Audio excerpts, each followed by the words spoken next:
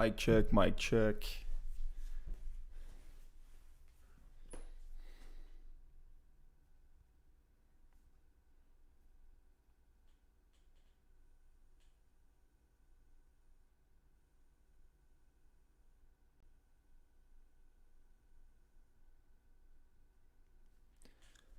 Mic check, are we live? Are we live, boys? Mic check, are we live? Are we live, boys? Mic check, we are live. We are live.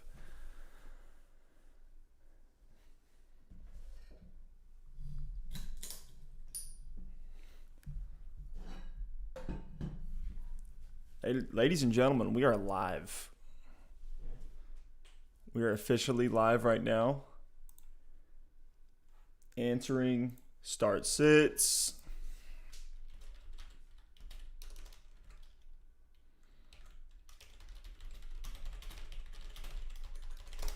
What's up, guys? Start sit questions, hit us up in the comments. You just got Stef here from Double Move. Alex is he's in California. He's at an Airbnb getting married right now. So it's just your boy today. But I'm ready to win some championships. I'm in 4 different leagues. We got Dynasty, 3 Redraft, Summer Keeper. And then I got about 5 DFS lineups in today, hoping to win some big money after an abysmal, absolutely brutal week 5. I was expecting big things from, who was it last week? Clyde Edwards-Helaire, which we can talk about that. That might be a whole separate live stream, just talking about that situation. But let me adjust this. Here we go.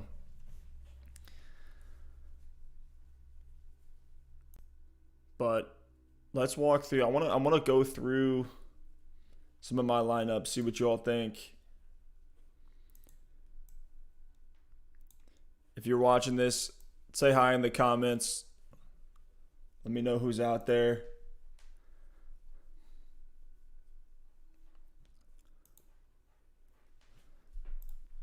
Welcome in, everyone. Ooh. Cole Christian says, would you start Damian Harris? So I know they're against Denver. Let me pull up all of my resources, my tools. Let me look at some of these snap counts and stuff. We didn't see them play last week. I know the week before, that was when he had 17 carries, 100 yards, no passing work. It's a little concerning. What's good, Cole Christian? What are your other options? It really is what it's going to come down to. If I was in a tough situation, I had to plug him in as a desperation RB2. Probably would. Probably don't want to flex him. I feel like there's a lot of wide receivers, even a guy like a Brandon Cooks or a Preston Williams against New York would be decent enough streamers to where I can pivot off of Damian Harris in that situation. Yeah, Damian Harris, he's an RB3. Back like we never left. What's up, Ruben? What's up? Dude, I'm hyped. We got the homies in here now. What's good, everyone? This may look a little different than our normal show. Your boy's a little hungover right now. But we're live, man. We're live. It's very rare that I have this Sunday morning before game days free. But to circle back with you, Cole, I would start Damian Harris if I had to. It wouldn't be ideal. I'd rather even start a guy like, I might get some flack for this one. Look at Adrian Peterson. Oh, who we got here? Oh, Madison, Mike Davis. Dude, those are 3 studs this week. Assuming COVID doesn't cancel that Minnesota game, which I don't think it will. You actually set up pretty well. I like Alexander Madison. I like Mike Davis. Mike Davis has been the star of 2020 fantasy football. Mike Davis is insane, man. He's doing 95% of what Christian McCaffrey did. I'm very excited for when McCaffrey comes back and what he's going to do with Teddy Bridgewater, because Teddy's showing us that he loves to check down the ball. We kind of already knew that from the New Orleans days, but it's now it's a trend at this point. What's up, David? David Herring said, traded Josh Allen and Dalton Schultz for Mark Andrews and Tom Brady. What do you think? I like it, man. And so the way I think about, and let me know, David, is it 12 team, 14 team, 10 team, and is it PPR? But I mean, I like that trade because the value on quarterbacks, you can stream quarterbacks. Guys, like we literally were picking up Justin Herbert off the waiver wire last week and plugging him in, and it went really well. Before that, we were looking at Fitzmagic. Fitzmagic's a top 10 fantasy quarterback right now, and that's a guy that you could probably get off your waiver wire. No one really drafted him. So for quarterbacks, it's like if you can move a QB to upgrade another position, like what David did here, like he upgraded Dalton Schultz to Mark freaking Andrews. Mark Andrews has still top 4, top 3 maybe upside. So I like that. Jeffrey Bennett, what's up, homie? We had he asked Cam or Stafford.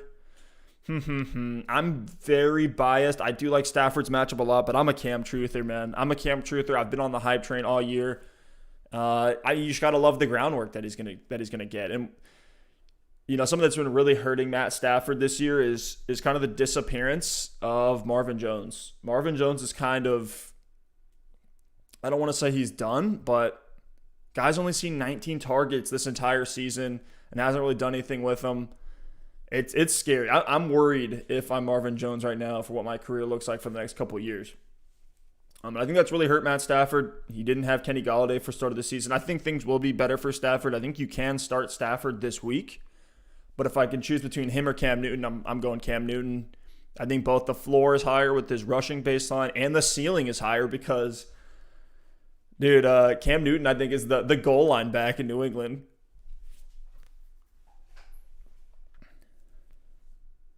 Let me move this over here. There we go. So what do we got? So I need Michael Thomas to play next week. He was my first round pick. Cole, you gotta think about it like this. And I'm about to pull up and see what the pre-draft rankings were. But literally, if you had a top 10 pick, you don't have your first round pick this year. Michael Thomas, Devonta Adams was out for a long time. Julio Jones has been out. Christian McCaffrey's been out. Saquon's done for the year. Nick Chubb went down. He was a second round pick. So I mean, I think we're all feeling that one, Cole. Brody Crook says start T. Higgins or Mecole Hardman.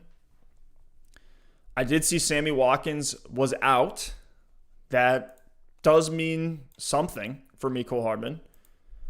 Let me see here. I'm going to look at some of the matchups on the fly, see what we're working with. Chark and James White for Michael Thomas. No, I'll take Michael Thomas there. To me, that's like, Joe, that's like do you want 2 solid players or 1 great player? I'm taking the 1 great player in those type of situations. It can make sense maybe if you're in a win now mode, your team is horrible outside of hey, I got Michael Thomas who's not playing and then the rest of my team is garbage. Maybe then it makes sense, but it's more a desperation trade. I would hold Michael Thomas if you're not in a desperation situation. Austin Hill, what's up, man? Sanders or CEH? Oh, boy. And I'm still going to get back to you on that T. Higgins, Mecole Hardman. Let me get through that one first. Let's see what we got here. T. Higgins, Mecole Hardman. I'm checking some of the injuries and stuff, too, because last I saw, A.J. Green's not going to play. So let me confirm that. And if A.J. Green's out, I think I lean T. Higgins here. Also, I just saw that A.J. Green is on my waiver wire in a couple of leagues here. That's pretty crazy. For a guy that was drafted in 7th, 6th, 7th, 8th round. So A.J. Green is in. Looks like he's going to play today. He does not have a designation for Sunday's game in Indianapolis. Jay Morrison of the Athletic reports. So, yeah, A.J. Green's in. And Sammy Watkins, let me make sure he's out. And I'm hyped. We got all the homies in here this morning. What's up, everybody? I'll be getting to all these. I just want to make sure I give you all the right answers. Yeah, Sammy Watkins for sure out. That's big for Mecole Hardman.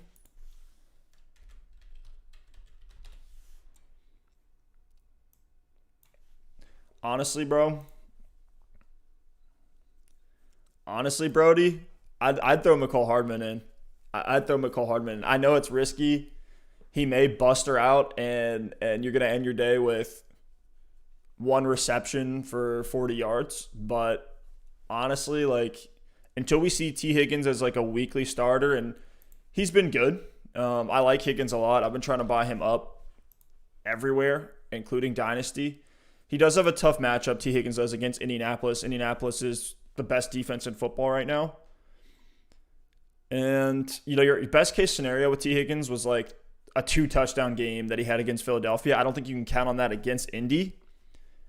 Whereas, the Chiefs are going to do Chief things. Mahomes is going to do Mahomes things. Mecole Hardman, they call him the one-touch man, right? You just get the ball in his hands. Good things are going to happen. I'd go Mecole Hardman there. But it's a tough one. You put me on the spot there. So back to you, Austin. Sanders or CEH? What do we got here? Sanders. It's against Baltimore. That's scary. That's definitely scary. Clyde Edwards-Helaire against Buffalo. That's a little less scary, but still a pretty solid matchup. I'd go Miles Sanders just by a hair there. And it's just because of the passing work. In this game, I feel like Baltimore's going to go up big early. They're going to have to be fighting back. Philly is. And then it's just going to be Miles Sanders going to get peppered with targets all the way to the end of the game. It's going to be one of those where the first 3 quarters, you're going to be like, why the heck did I start Sanders? Because he's going to have like 6 fantasy points. But then fourth quarter is going to hit, and then he's going to end the day with like 15. If not more than that, if he gets in the end zone, now we're talking 21, 22, 27 fantasy points. We saw what he did in a tough matchup last week. Sanders breaking off a 70-yard run to the house on Pittsburgh. So I'd do Sanders, but it's a close one. I would like to start CEH as well. I think they're both going to be top 12 guys. Thanks for the question, Austin. Nathan Hulk, what's up, man? David Johnson, Antonio Gibson, or an Arizona running back. Yeah, we can lump all those guys in. I think of those 4, let me spot check a couple matchups here. Kind of doing this on the fly. David Johnson is against Tennessee. I know the Arizona running backs are against. Oh, Johnny, is Fournette droppable? No, I would hold Fournette. I think Fournette's you want to hold him. I still don't think they're like fully confident in Ronald Jones yet, and he hasn't he's gotten all the opportunity, but Ronald Jones hasn't done anything insane, and Fournette still had the better game playing in like 3 quarters a couple weeks ago. So I would still hold Fournette. I think there's a world where he could come in and be a starting running back in this league, a guy that you can plug into your RB2 every single week. The Buccaneers have one of the easiest second half schedules for run defenses. So, no, I'm definitely willing to keep Fournette stashed. He's kind of like, think about it like a DeAndre Swift or a Cam Akers. It's like, are you going to hold those guys? I probably would, because I think they can break out in the second half of the year and be dominant. I think the same thing with Fournette. And if Fournette hits, if Fournette does enough to win that backfield, like you have a top 15 running back every single week. I don't think he's going to finish top 15 on the year, but top 15 on a week in, week out. That's how you win a championship, is you get hot once you make the playoffs. So I would still hold Fournette.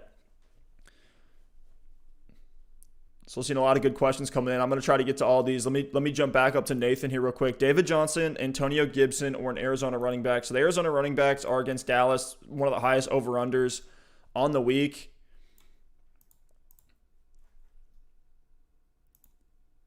I'm pulling up some matchup numbers here. Who does Antonio Gibson play? I keep trying to trade for Antonio Gibson, but nobody's trying to move him. Oh, Gibson plays the Giants. That's a great matchup. I think I would still lean David Johnson just by a hair. David Johnson by a hair. It doesn't feel good. If you want the upside, I'd go with Antonio Gibson. And then if you're really desperate, I would plug in Chase Edmonds. No part of me really wants to plug in Kenyan Drake. Like, his longest run of the year so far, last time I checked, was like 10 yards. So even in a super soft matchup, like, yeah, maybe it'll be his best game of the year, but Kenyan Drake's best game of the year is what? 14 points. You're just praying for a touchdown. Yeah, Kenyan Drake's best game was week 1, 14.5 fantasy points. It's like, maybe he can get back to that, but it's on the road in Dallas. I'd try to fade. Of those 4, I'd go David Johnson just by a hair. If you're like, I'd rather go Antonio Gibson, I would not debate you too much. Cole said, when Michael Thomas comes back, he's going to get you like 20 plus a week. Big facts right there. As long as no one calls him Slant Boy again and he starts punching people in the face. Joe Chudy said, Chark or Slayton PPR. Dude, DJ Chark sketches me out. He's questionable like every single week. And then you're kind of concerned, right? You're like, oh, should I play him? He might be a little bit hobbled. And looks like Chark has a new injury here. This was an ankle injury. I love DJ Chark. I have him in a bunch of my leagues. But Slayton is an interesting option as well. We just looked at that matchup that's happening between the Giants and the Washington football team. So great matchup there for Slayton as well. Let me look at a few more numbers here. So DJ Chark against Detroit, great matchup. He might be a little bit hobbled. I mean, honestly, I'd like to start both of these guys in a flex situation. I do lean Chark just by a hair. You got to plug in Chark. Last time he did this, the last time he was questionable going into the game, which thank God I didn't sit him because I almost did. And that was the week that he popped off for 30 fantasy points against Cincinnati. So I think what we're going to see from this Jacksonville offense is when the matchups are easy, Chark is going to get open and he's going to eat. And when the matchups are difficult, the whole offense as a whole is kind of going to crumble. And we've seen the Jacksonville offense hasn't been great when Chark hasn't been out there. So I think they need him. Like, look at that game against Miami that they lost. That was on that Thursday Night Football game. Chark wasn't out there and their offense couldn't get anything going. We saw at the end of the game against Houston last week in week 5. Once Chark left the game, they couldn't get anything going. They need Chark. I don't know why. It's kind of a weird thing because it's not like he's getting tons and tons of volume. He's getting like, 4 to, he had 9 targets in one game, but usually he's getting only 3 or 4 targets. So it's like, really, this is what your offense hinges on is 3 or 4 targets of DJ Chark, but I think they just need him to stretch out that offense. Yeah, Ruben. Chark is very frustrating. I do think you got to plug him in there, but honestly, if it's Chark or Slayton, I'd go Chark. But if you were like, I kind of feel uneasy about it, or no, Slayton's my boy, I'm going to ride with him, would not debate you on that too much. What's up, Julian? Julian Bauer says, Gallup, Jefferson, or Singletary at flex.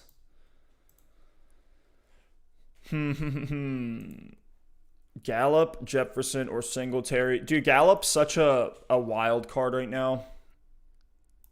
He's such a wild card. I'm looking at some matchups here. Gallup has Arizona.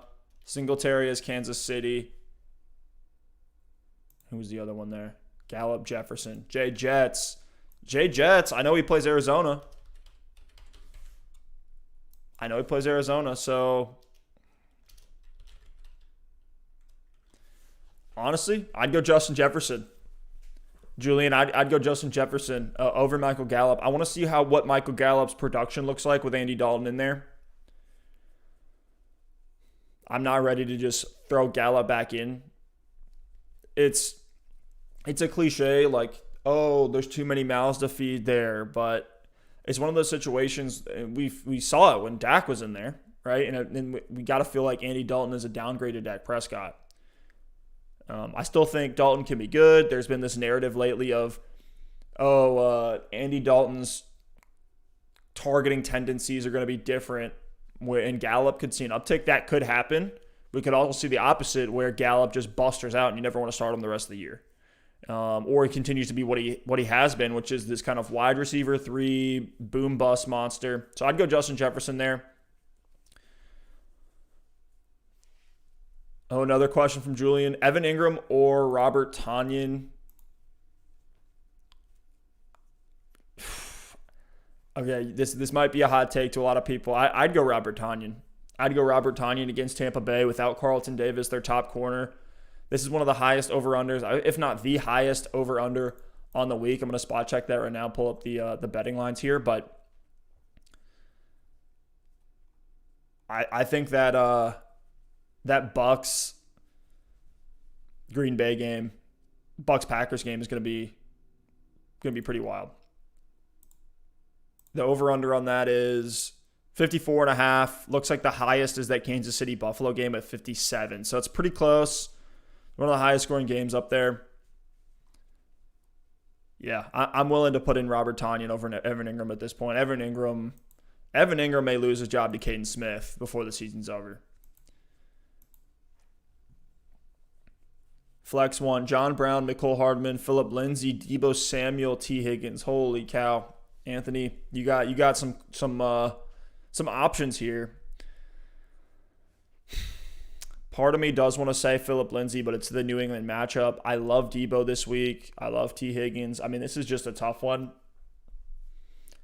Is John Brown, have they said if he's going to play yet? Let me spot check that. He's still questionable with a knee injury. And that's a Monday. So if you roll with John, like I would say John Brown if he was healthy, but because he's not, it's such a tough situation because if you plug John Brown in right now and then Monday comes around and he doesn't play, you're not going to have any other options. So with all that being said, some may hate me for this, but with Sammy Watkins out, I'm willing to plug in Mecole Hardman in a flex spot. I am. It's purely an upside play. You have to know when you plug him in there that he could just as easily end with 5 points as he could with 20 points. If you can't stomach that, then I like Debo Samuel this week. Debo Samuel, he was actually my start of the week on our most recent podcast, and it was not that, I thought, like the matchup was good or anything. It was more of a sign of like, hey, believe it or not, Debo Samuel is back. Like, he's fully back. Against Miami in Week 5, he played 89% of snaps, and it was a situation where the box score didn't really reflect what happened. He saw 8 targets in that game where Jimmy G had the hobbled ankle. He wasn't really producing well that entire game, and then C.J. Beathard coming in. So, look, Debo Samuel's the one on that team. Don't get it twisted. I know we all like Brandon Ayuk, and of course, George Kittle's going to get his, but in terms of the wide receivers, Debo's still the one on that team. He's not a rookie anymore. That should lead to a little bit more consistency. So for a guy that played 90% of snaps and saw 8 targets, for a guy like Debo Samuel, if he catches 4 or 5 of those, he's going to do a lot with it. So I'm willing to plug in Debo actually out of that entire group there. Austin Hill said, "What do you think about Alexander Madison today? Plug him in. Plug him in. He's Dalvin Cook. Treat him just like you would Dalvin Cook, at least for this week, because we got that Atlanta matchup. You're going to run wild against Atlanta. And that, not to mention that game also has one of the highest over-unders. Yeah, 52.5. 52.5, that's top 5 on the week. So there's going to be points scored. Gotta think Madison's just going to get fed. I could see him getting 20 carries for 100-something yards, touchdown, and then a couple receptions as well. Lamb or Gibson as my flex. What's up, Trevor? Ruben, I'm with you. Chark is so frustrating. Lamb or Gibson as my flex. Let's look at some of these matchups. I know Lamb's against Arizona. Gibson's against New York Giants. I think I'm going to lean Gibson here.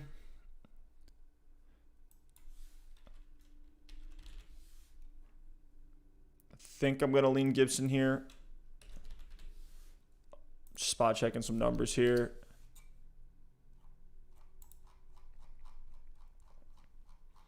Some of these matchups.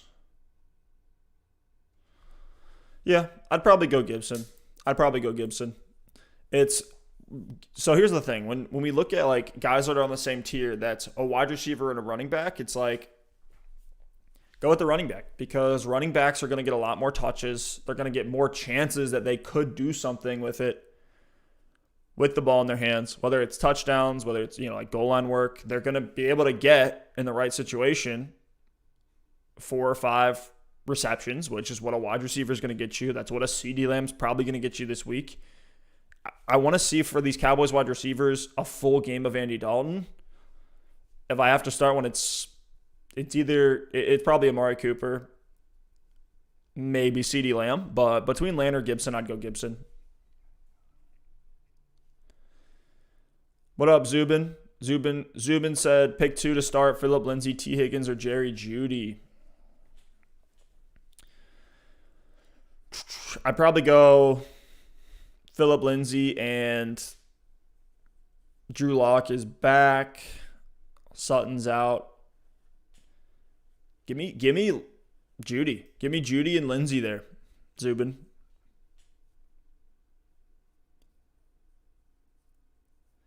Yeah, Cole Christian said don't put in Singletary. I feel like he's struggling. That game was horrible last week. Freaking TJ Yeldon comes out of the grave and looks better than Singletary.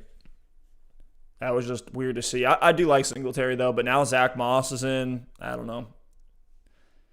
Zach Moss is an interesting stash right now. Deep league stash. NFL Updates 20 said Adrian Peterson or Damien Harris. Man. Oh, man. I mean, these are like almost the same player to me. Let me look at a little bit of some of the injury reports and stuff on the fly here. I like Adrian Peterson's matchup against Jacksonville a lot. I do. I think I would go Adrian Peterson there, believe it or not. It feels gross to say because Damian Harris is kind of this new hotness. I think there is upside in a guy that we haven't seen play all too much to this point. But I think I would still go Adrian Peterson over Damian Harris. What Adrian Peterson's doing right now cannot be ignored. Like, this man is on a tear. And I'm about to pull up some of his stat lines so far. So, and Adrian Peterson was sick earlier this week, it looks like. He sat out Thursday's practice. It was a non-COVID related illness. This guy's 35 years old. He's 35 years old.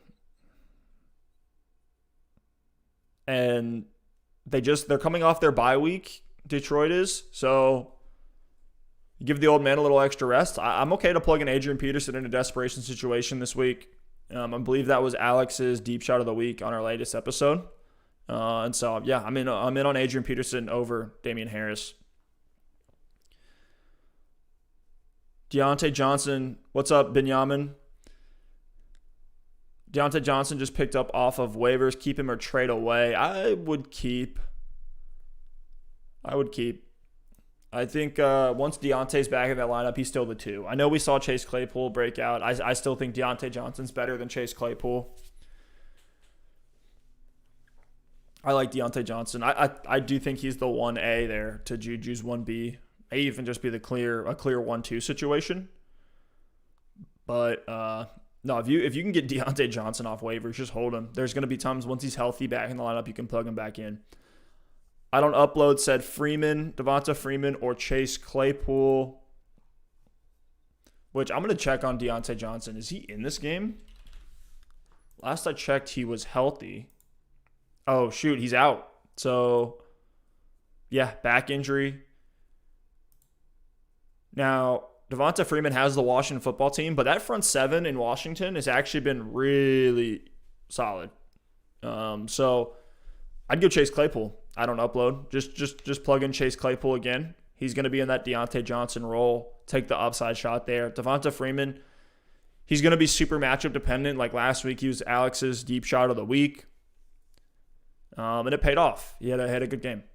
But I think this week I'd go Claypool. Oh, Anthony, good point. If John Brown doesn't play, you can still play Mecole Hardman. Yeah, you could do that. You could do that. Just know that you're then locked into Mecole Hardman.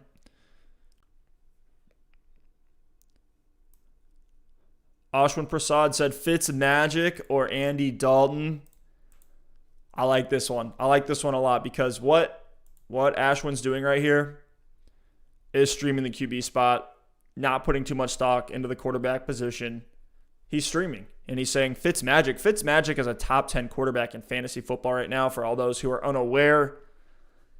And Andy Dalton just stepped into probably the best quarterback situation that you could possibly ask for. Loaded weapons all around. A great running game with Zeke. I think of the two, though, it's tough. It's tough. I think just because Andy Dalton plays Indianapolis, which is a pretty decent matchup, I'd go with Fitzmagic against the Jets. Just give me the easier matchup in that situation. Season long, I like both these guys. But give me Fitzmagic against the Jets. Something that's sneaky about Fitzmagic is that he always has the chance to give you a rushing touchdown.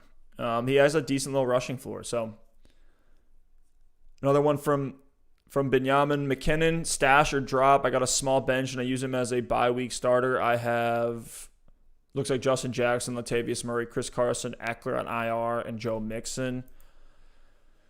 Jerick McKinnon, I'm willing to hold him. Because when we see this every year with the 49ers running backs, is like they're going to have weeks. All these guys are going to have weeks where they explode. You're never going to know when to start them, but the fact that they can have weeks means that if you get into a tough situation with COVID cancellations, with bye weeks, with injuries like you've already had, Austin Eckler go down, I would hold Jerick McKinnon. I think Jerick McKinnon has a pretty versatile skill set. They use him in the passing game. When he took over, when Raheem Mostert was gone, he was fine on the ground as a runner. The thing with McKinnon that kind of inflated his value is that he scored touchdowns the first 4 weeks. And then in week 5, everyone plugged him in again. He didn't get the touchdown in that game. It was kind of a Raheem Mostert game. The wheels kind of fell off for San Francisco. I almost want to throw that game just out the window completely. But Jerick McKinnon only played 25% of snaps in the game. Is pretty concerning there. I would still hold Jerick McKinnon. I think the better days are ahead for him. He's just one of the guys you're never going to know when to start him, but you want him there so that way you can start him if you have to. Ruben, Chark or Marquise Brown? Baltimore plays Philly. Oh, man. This has a Marquise Brown blow-up game written all over it. I really like Chark as well against Detroit.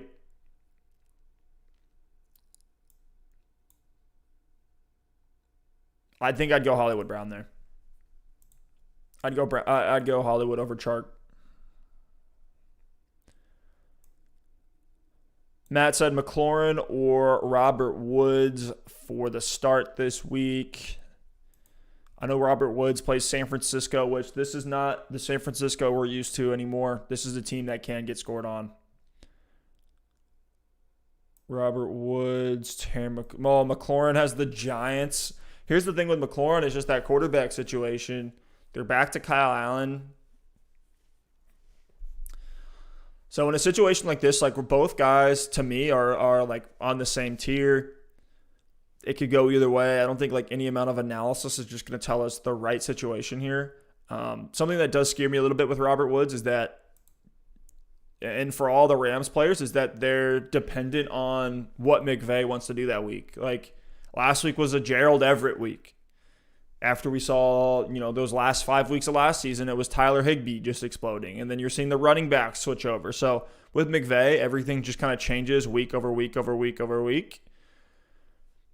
And it's just going to depend on who it comes down to. But for Terry McLaurin, you have the quarterback questions. So I'm going to look at the highest over-under here. This is a situation where it's almost like there's concerns for both sides. I'm just going to see who's in the higher scoring game and probably plug that guy in. So the Rams 49ers game is a 51-point over-under on Sunday Night Football. And I just blanked for a second. We're saying, McLaurin and that Washington Giants. So, wow, the lowest over-under on the week is Washington against the Giants. 42-point over-under. Give me Robert Woods. Give me Robert Woods there. Just that super high over-under is what you want. There's scoring potential there for Woods. What up, Nathan? Nathan Butler said Antonio Gibson or Odell Beckham at the flex spot. It's interesting. I'd probably go Odell.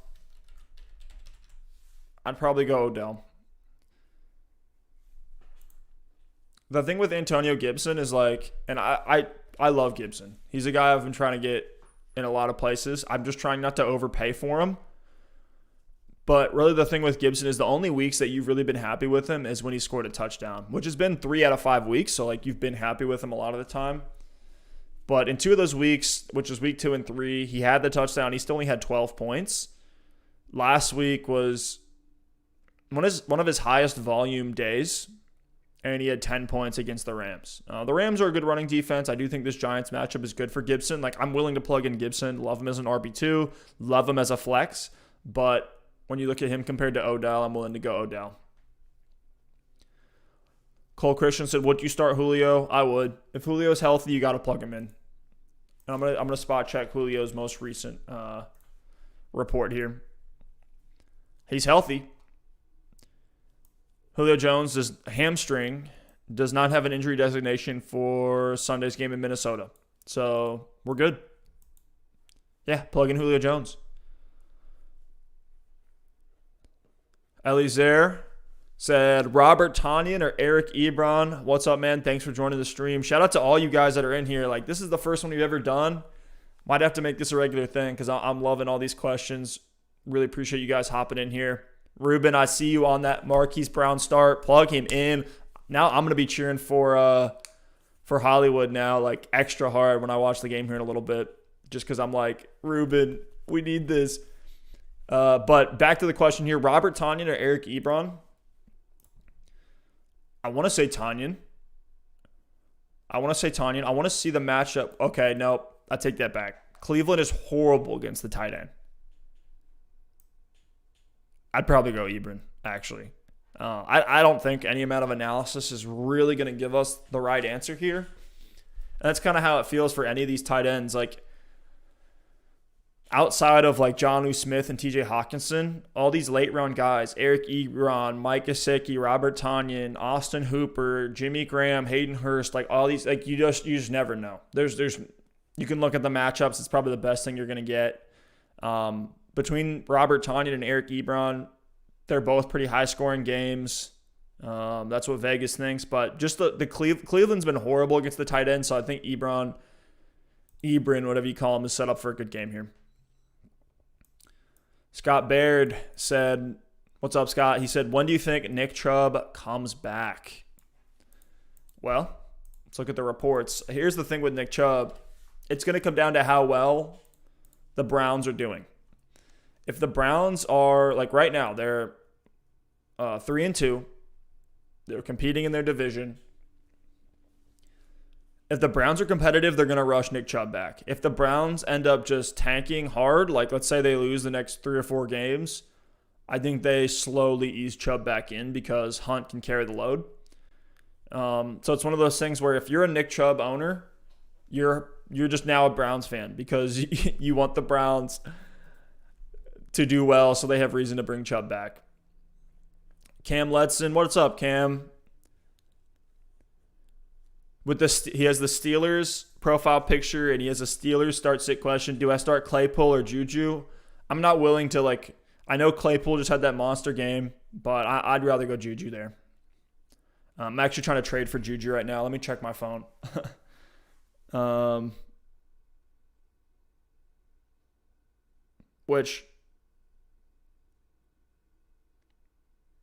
No, this guy's trying to trade. He's trying to get DJ Chark from me. A lot of Chark talk this morning.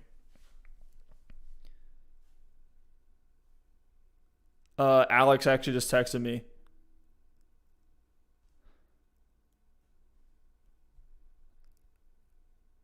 I'm gonna FaceTime Alex real quick.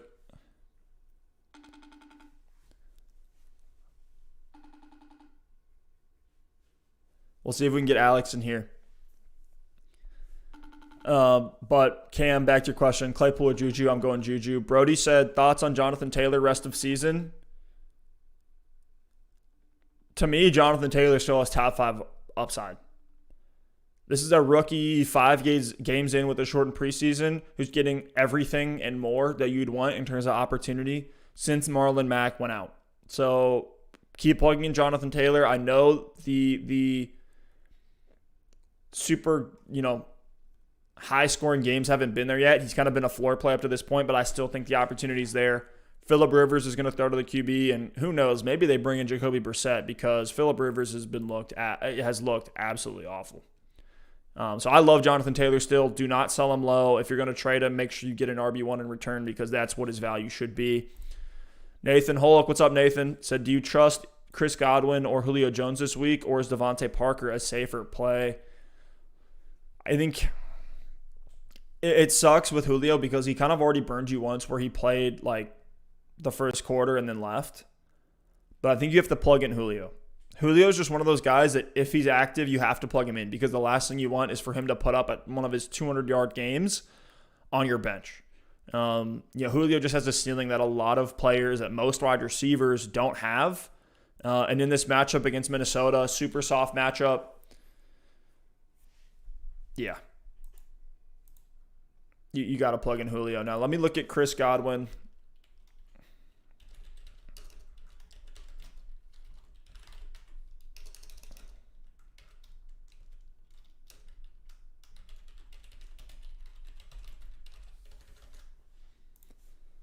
Yeah, this is awesome. We got, like 25? Oh, Alex. So Alex is too good for us. He is now a married man. If y'all want to show him some love, you just go to like our channel or something. Just drop like congratulations for Alex. He just got married. He's on his honeymoon right now. I just tried to FaceTime him, but he's not going to answer. He's too good for me now that he has a wife.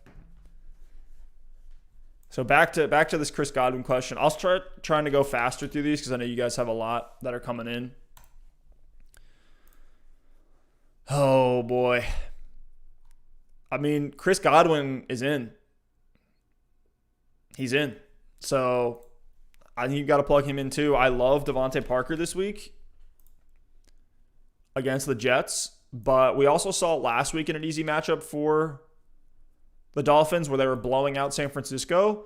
Devonta Parker didn't have a great game. So it could be a Preston Williams game. Even that aside, I love Parker rest of the season, but I think with two studs like Chris Godwin and Julio Jones, you plug both in and hope that both just stay healthy. You just all we have to go off of are the injury reports.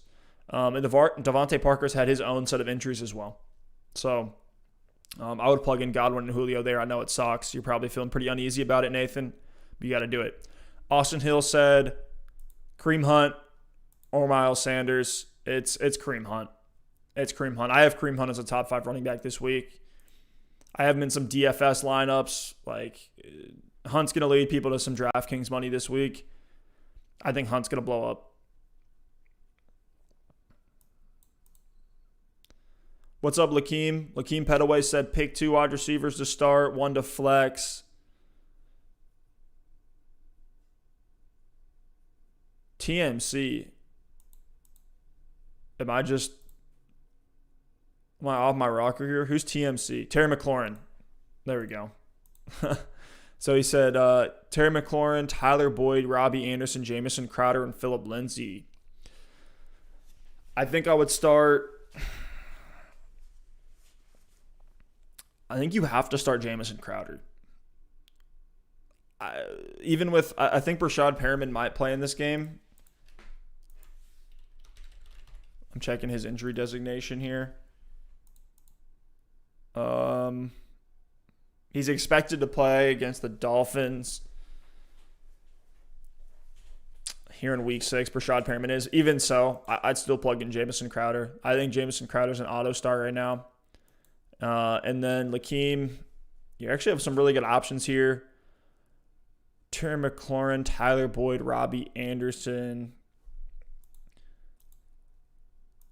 Terry McLaurin, Tyler Boyd, Robbie Anderson. I'd probably go McLaurin and Anderson. You can't sit Robbie Anderson right now. Homeboy's been absolutely eating. No one saw it coming either. What's Robbie on the year? Right now, Robbie Anderson is the wide receiver 7. Like, he's a stud. He's a top 12 guy. So you got to plug in Robbie Anderson. That goes for anyone watching this right now. Plug in Robbie Anderson if you have him.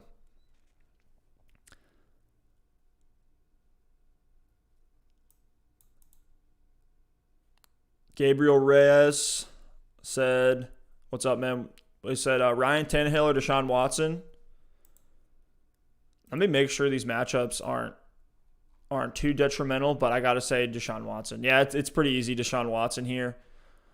These guys are actually... So Deshaun Watson's against Tennessee. I still think that should be a pretty high-scoring game. It has one of the highest over-unders. I'll spot check that here real quick. So if the Texans-Titans game is a 52.5-point over-under, you're going to want pieces in that game. Granted, Ryan Tannehill is also in that game, but give me... here's the thing. Derrick Henry is going to run wild. So... Because this Texans run D isn't stopping anybody. So I'd probably go Deshaun Watson there. Oh, man. So Daggers said he has 2 flex spots with Kenyan Drake and Chase Edmonds. Who do I swap to play Chark? Oh, man. So you're pretty much asking me, is it who do I like better, Kenyan Drake or Chase Edmonds? I think you go Edmonds for upside, Drake for safety. It's just one of those situations. Like, Drake is just going to get the volume. Like, he'll get 18 carries in this game. Might not do anything with it, but Chase Edmonds is going to get, 5 carries and a couple targets. Maybe he takes one to the house, but that's what you're praying for. So give me the safe, stable option with Kenyan Drake. Johnny Fugazi said, choose one, T.Y. Hilton, Debo Samuel, or Deontay Johnson. You said D. Johnson, so you might be talking Duke Johnson or David Johnson if we're talking about a flex spot, but I'll assume it's Deontay because you said 2 wide receivers. Deontay Johnson's not in, so remove him. You're essentially asking me, is it T.Y. Hilton or Debo Samuel? I don't mind plugging in Debo Samuel. I've already talked about it already on this live stream. I'll just touch on it real quickly here. Debo, last game, and I've been trying to trade for Debo Samuel because he was back. He's fully back. He played 89% of snaps last week, saw 8 targets. That's incredible. That's like everything you want from Debo Samuel. But what did he do with those opportunities? Only caught 2 of those targets for 19 yards. So you look at the box score, it was horrible. You look at the fantasy outing that he had in week 5 against Miami, which should have been a solid matchup. We still knew, though, like, hey, they're easing him back into the offense off this foot injury. I'm willing to plug in Debo against the Rams here. He should be fully fired up, ready to go for this one. And if he was on the field for 89% of snaps last week, I got to imagine he's going to be there the same, if not more. If he catches, 5 of those 8 targets from last week, I think he does a lot with them. So I'm willing to plug in Debo Samuel there. Doesn't feel great, but he's back. Oh, we got a lot of questions. I got to try to fly through these. Sit one, standard scoring, OBJ, Woods, Jefferson, Hollywood. I'd probably say Justin Jefferson just because he's the least proven option. He's the least proven option. Next gen, so I got Henry, Hunt, Gibson, and Madison. So you just dropped your whole lineup here. You got to go Derrick Henry. You got to go Kareem Hunt. Plug in Madison at your flex, and then you start Adams and what is this? A.J. Brown or Devonta Parker. A.J. Brown against Houston. That's a great matchup. Parker has the Jets, which is also a great matchup. But I'm going to go A.J. Brown here. A.J. Brown's a stud. You don't sit A.J. Brown if he's healthy.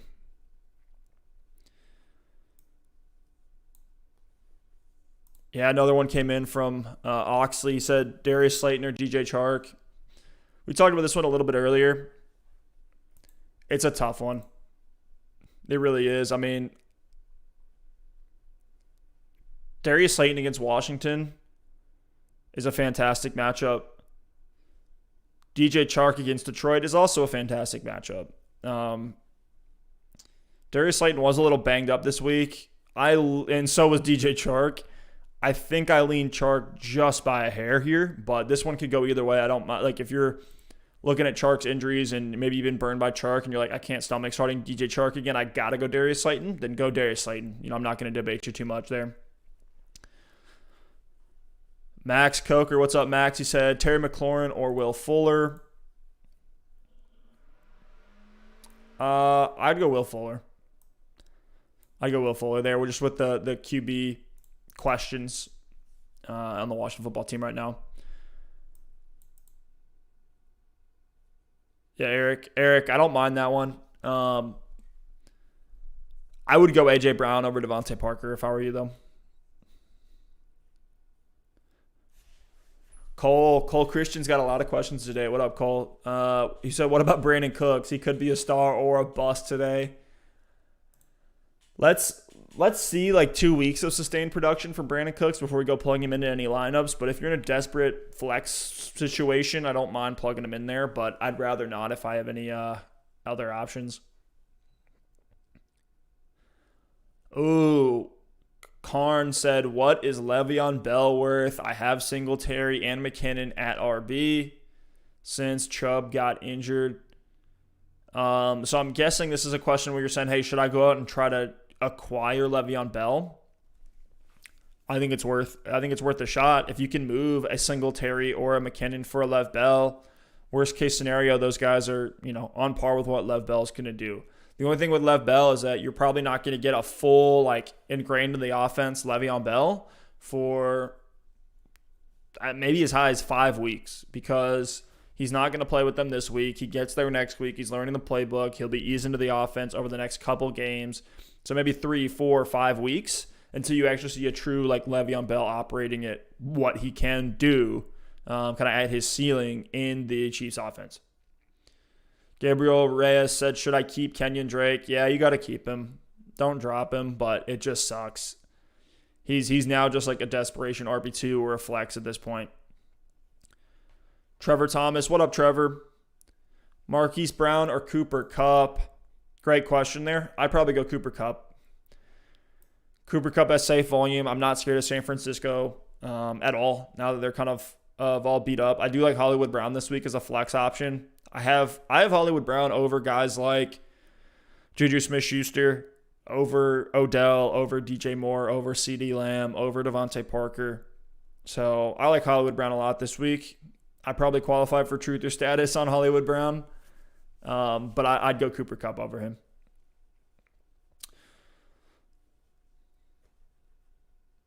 Raymond or Ramon Gill said, half-point PPR, start 2, Myles Gaskin, David Johnson, Devonta Freeman. It's for me, it's Myles Gaskin and David Johnson here. Don't start Devonta Freeman.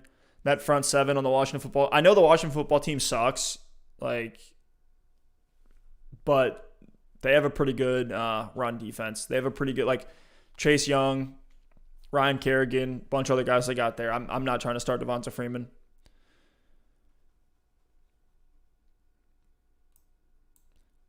Ricky Blaze said New York Giants defense or Arizona. I like the Giants defense as a streaming option this week. That's one of the lowest over-unders. Washington football team is terrible. I know I was just complimenting their run defense, but they're a horrible offense. Whether it's Kyle Allen or Alex Smith, there's going to be sacks. Literally, Alex Smith's second snap ever this season was a sack from Aaron Donald. So, yeah, I'm going to go New York Giants defense, even though they're down sub from LA, but still should be a good matchup against Washington. It's a pretty low-scoring affair. Businessman Gaming said Irv Smith or Darren Fells, half-point PPR. I love these deep tight end questions because I'm doing the same in a lot of my leagues. I got a 14-team league where I had Blake Jarwin and Ian Thomas, both of them busted out. So now I'm kind of in the same boat. I've been streaming Logan Thomas. I've been plugging in. I actually just acquired Austin Hooper in a trade, but was plugging in, Gronk at one point. So it's been kind of gross. I think between Irv Smith and Darren Fells, let me check on Jordan Akins here real quick. Akins might be out of this game, and if so, I'm lean Darren Fells. Wow, I just botched that one. So Jordan Akins will not play Sunday against the Titans. I think you got to plug in. As much as I like Irv Smith season long, he's a guy that I'm trying to get in Dynasty and stuff like that. I like Darren Fells this week. I really do. I think it's going to be a high-scoring game between the Texans and the Titans. Titans aren't going to lose this one because they're undefeated. and they're going to try to keep it going. And so I think Texans are going to have to apply pressure to keep up with them. I like Darren Fells a lot. I think he's a shoe-in for a touchdown. Adam Hinkleman. What's up, Adam? Said Robbie Anderson, Jonathan Taylor, Todd Gurley, Alexander Madison, Myles Gaskin, start 2 in PPR. I think Alexander Madison's an auto start. You have to start Alexander Madison. He's literally Dalvin Cook. Like when I read Alexander Madison this week, I just think Dalvin Cook because of that Atlanta matchup. He's going to run wild on these guys. And even if he just gets, 15 carries, I still think he's going to do a ton with it. So I'll go Alexander Madison and Jonathan Taylor. Jonathan Taylor's going to eat this week. This could be the week like against Cincinnati. Dude, Jonathan Taylor could do some damage this week. I have him for 18 to 25 points this week. This could be the week where once Jonathan Taylor blows up here in week 6, he's a guy that you really can't get anymore. Like his buy window will close. So I love Jonathan Taylor this weekend.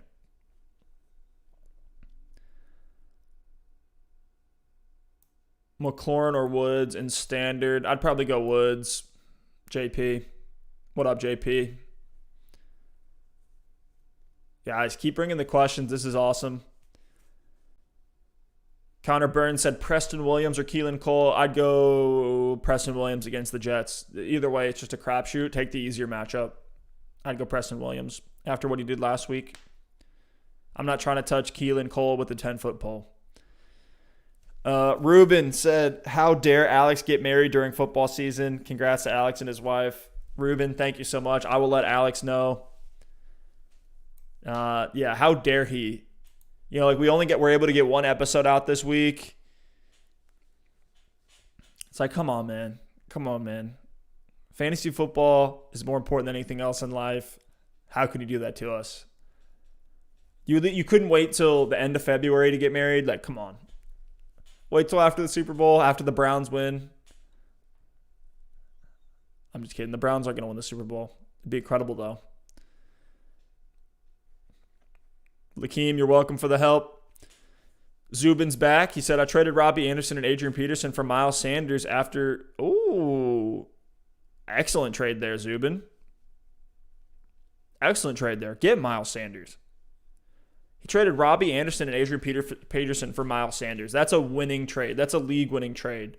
Robbie Anderson's great. We just said he's the wide receiver 7 right now. But with that being said, you got to start... You want to get your hands on these RB1 studs. They just don't come around that often. Miles Sanders is one of those. Start 2. Your boy Drew says Julio Jones, Scary Terry, Devonta Parker, Chase Claypool. I definitely start Julio. We've said it a couple times now. If Julio's healthy, you plug him in. Doesn't matter what injuries, doesn't matter the matchup. If he's healthy, you start him because he's liable to explode any given week.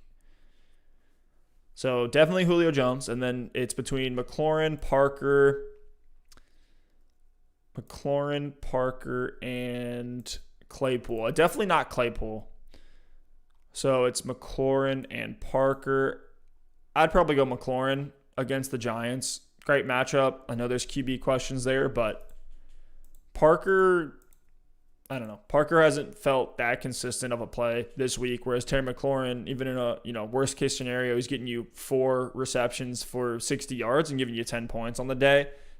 If one of those turns into a touchdown, even better, because he does have that breakaway ability. So I'd probably go Julio and Terry McLaurin.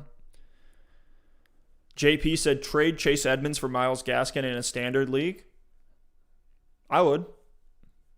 I think Gaskin's interesting. I mean, one of the biggest things for running backs is just like their situation. And it looks like Myles Gaskin's situation is he's a workhorse running back who's going to get passing work. He's getting ground work. He's getting goal line work.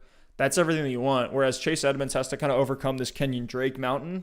Not to mention the Cardinals also drafted a running back named Eno Benjamin that May get some play here sooner rather than later if they want to go a different direction other than Kenyan Drake. But if you can trade Edmonds for Myles Gaskin, I would do it.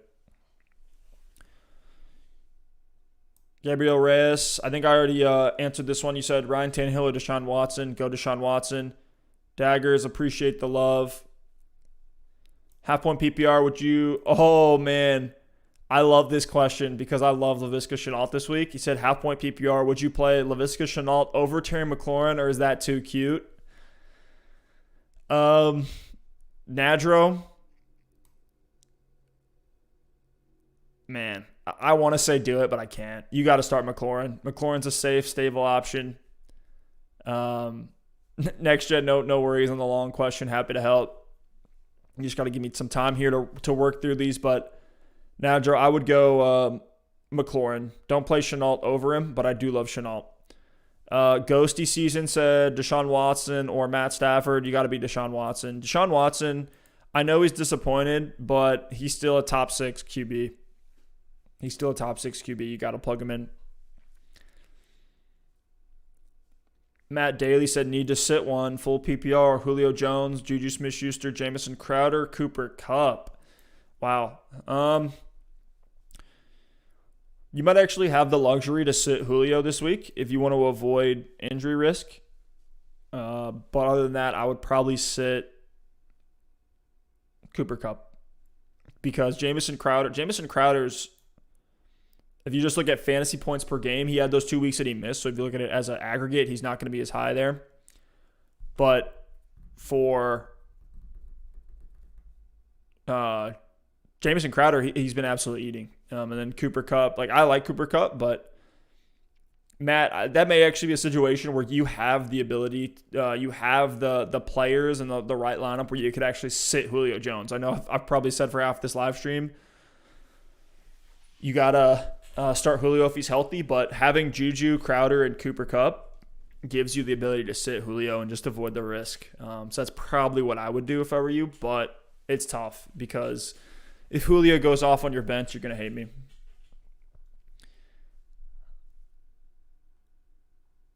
Jet Jacob said, would you start Gurley over Boyd at your flex? Absolutely, I would start Gurley this week against Minnesota. You got to start Gurley. I think Gurley is a high-end RB2, maybe even an RB1 this week, and just is coming off a great week. So plug him back in there. Would you start Adrian Peterson at all? What up, Breezy? Breezy, I would. We were talking about this a little earlier, and this was one of Alex's deep shots of the week on our last episode. Plug Adrian Peterson in there. They're coming off the bye week. I think he's going to come in fully healthy, ready to go. He did have a non-COVID related illness earlier in the week, but he's good to go now. So I would plug in Adrian Peterson. Now, I wouldn't start him over any other running backs, especially any running backs that you drafted, unless they've totally busted out. But if you're looking and it's bottom of the barrel and you're just trying to scrape by, let's say you're looking at a Chase Edmonds or a Kenyan Drake. I'd probably just go Kenyan Drake still. But if you're looking at these desperate options, I'd go Adrian Peterson. Benjamin, back again. I traded for Chris Carson and John Brown. Gave away Robert Tonyan and Robert Woods. Eckler is hurt, so I wanted a safe starter, and I got Jonnu Smith.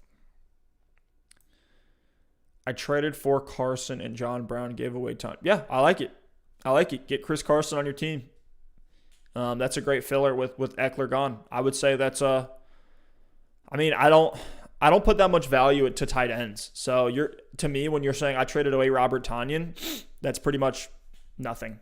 You didn't lose anything there, especially because you already had Jonnu Smith. But even if it was I gave away Tanyan and now I'm going to stream Logan Thomas or whoever the hell it is, I think you won that one, Benjamin. Austin Hill said, what do you think about Chase Edmonds? Chase Edmonds is a hold. He's a desperation start. And essentially, you're just waiting for him to take over that backfield over Kenyan Drake. So I love Chase Edmonds. Try to trade for him if you can. You probably are going to have to overpay for him after a boom week. Wait till the next time he has a kind of a quiet outing and then see if you can go and acquire Chase Edmonds. Because I think he's that explosive and he's that good of a player that he's going to produce.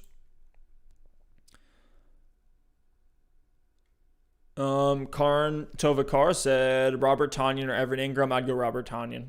Evan Ingram's going to lose his job or retire.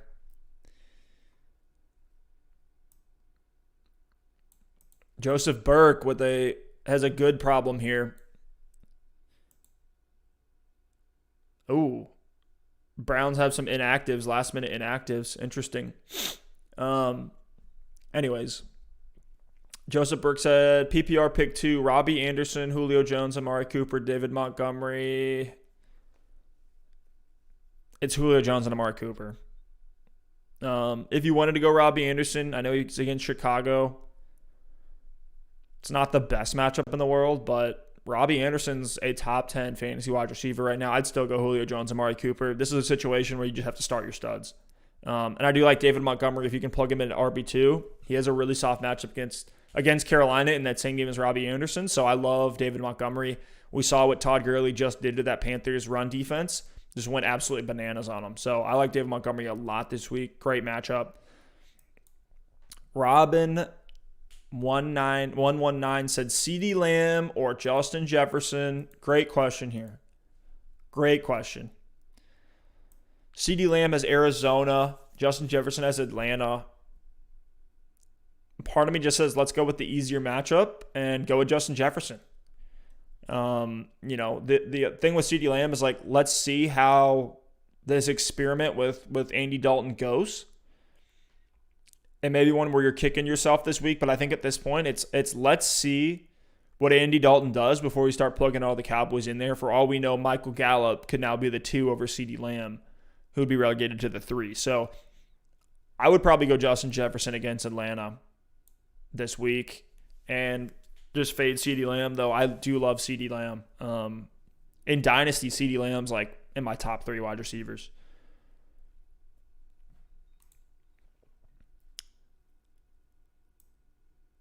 And Breezy disagrees because he said CeeDee Lamb easily. I mean, I'm not going to debate you too hard on that. CeeDee Lamb feels like an every week starter. I just have questions with Andy Dalton. I think Dalton's going to be fine. I just don't know what that offense is going to look like as a whole.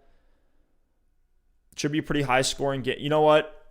As I'm kind of talking through this, Breezy, I might agree with you here. Might actually change my mind. Go CeeDee Lamb over Justin Jefferson. Because we've seen Justin Jefferson disappear in what looks like these easy matchups. Justin Jefferson might actually be a trap this week.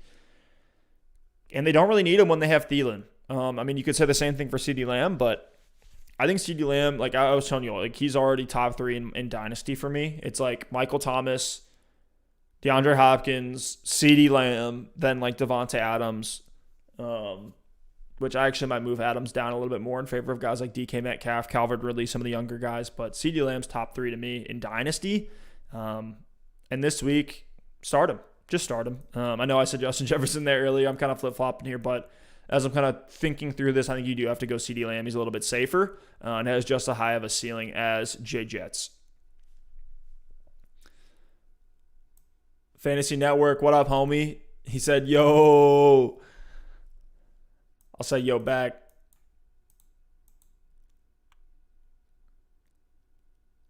Karn asked a pretty crazy question, a trade question. Karn, if you can go comment that on one of our videos just so I see it there and I can get back to you later.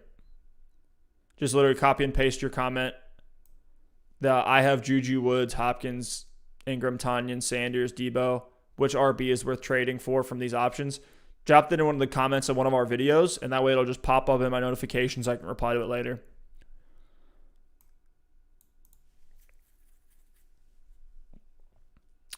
Joseph Thomas, great question here. Should I start Devontae Parker or A.J. Brown? I'd go A.J. Brown. I go pretty strongly A.J. Brown here against Houston. Should be a high-flying matchup.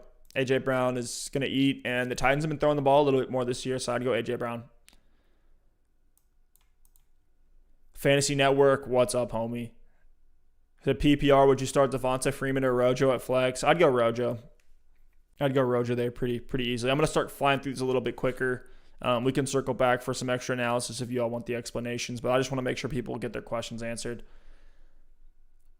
So Devonta Freeman or Rojo, I'd go Rojo. James White or Leonard Fournette, full PPR. For full PPR league, I'd go James White. Leonard Fournette should still be limited. Joseph Thomas said, also, should I start Tom Brady or Aaron Rodgers?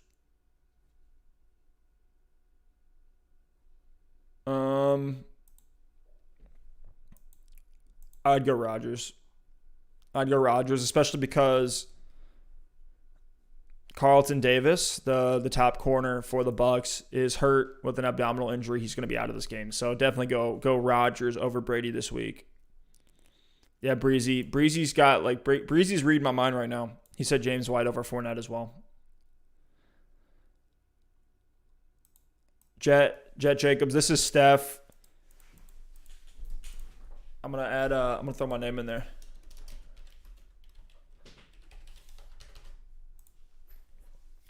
There you go. I'm Stef, for all those who don't know. Watch our show. We drop 1 to 2 episodes a week. Last week we only did 1 because my partner Alex did get married and he was gone this week. So, I know, right? Marriage over fantasy football. I call BS on that. But we drop a show every single week for those who are unaware, where we look at matchups, storylines, and answer everybody's start-sit questions, as many as we can. You can also hit us up on Twitter at Double Move Sport. Let's keep going through these.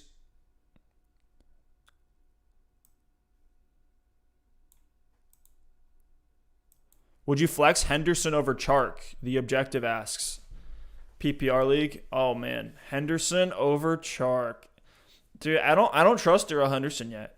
I don't know what it is. I know there's some people out there, like probably Breezy, you're one of those, that you just are all in on Henderson and think he's going to be the one here. I'm more of an Akers guy.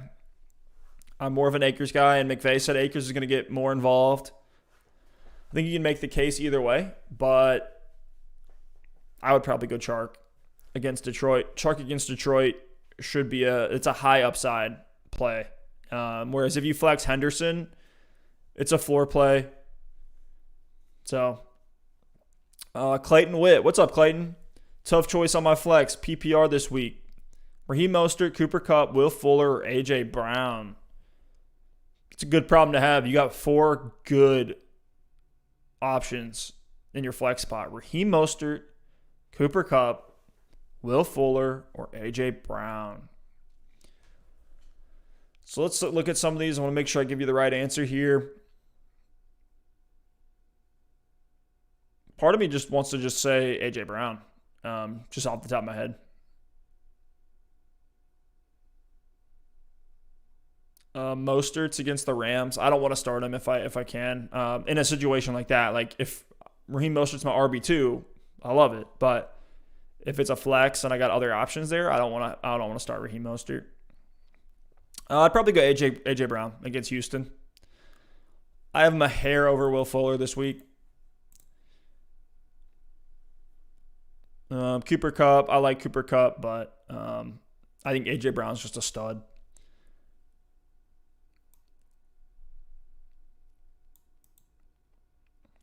Random Hero said David Johnson or DJ Chark flex. In a situation like this, and in most situations, if it's 2 guys that are on the same level and one's a running back and one's a wide receiver, I always go with the running back because running backs have more guaranteed volume, right? Like, especially for a guy like David Johnson, like he could see 5 targets in this game, catch 3 of them, and then you're going to get goal line work and all the rushing volume. So he's like a glorified wide receiver. Whereas DJ Chark could have 4 targets and only catch 3 of them for 50 yards or 3 of them for 60 yards. So you want David Johnson. It's just more that safe, stable volume. Whereas with Chark, who knows how it's going to go. And then you add in Chark's ankle injury that he had last year. So, yeah, I'd go David Johnson over DJ Chark this week.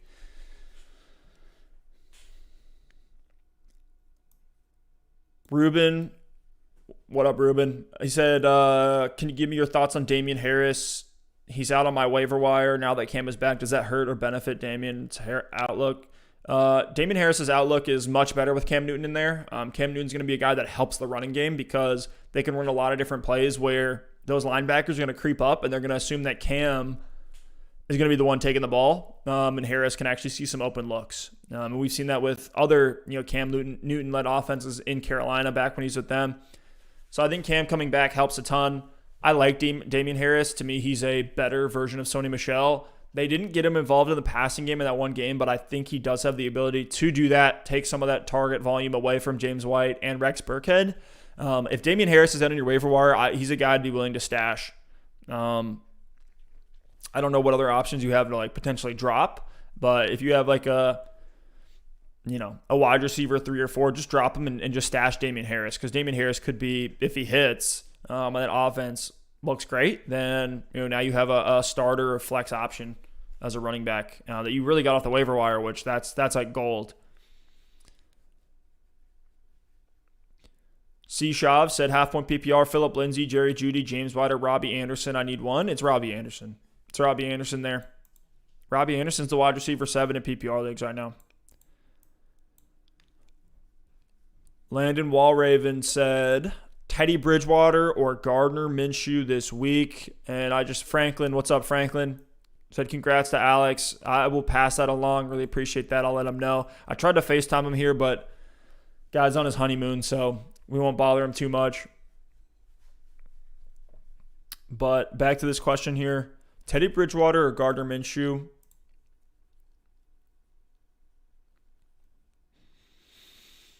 I'd probably go Gardner Minshew against Detroit. It's going to be a high-scoring game. That Chicago matchup's interesting for Teddy. I'd rather not start him if I can help it. I'd rather go Fitzmagic over Teddy this week, even though Teddy just blew up last week. I even like a guy like Kirk Cousins as a better streamer over Teddy. Kirk Cousins against Atlanta should be pretty good, but of those two, I'd go Gardner Minshew against Detroit.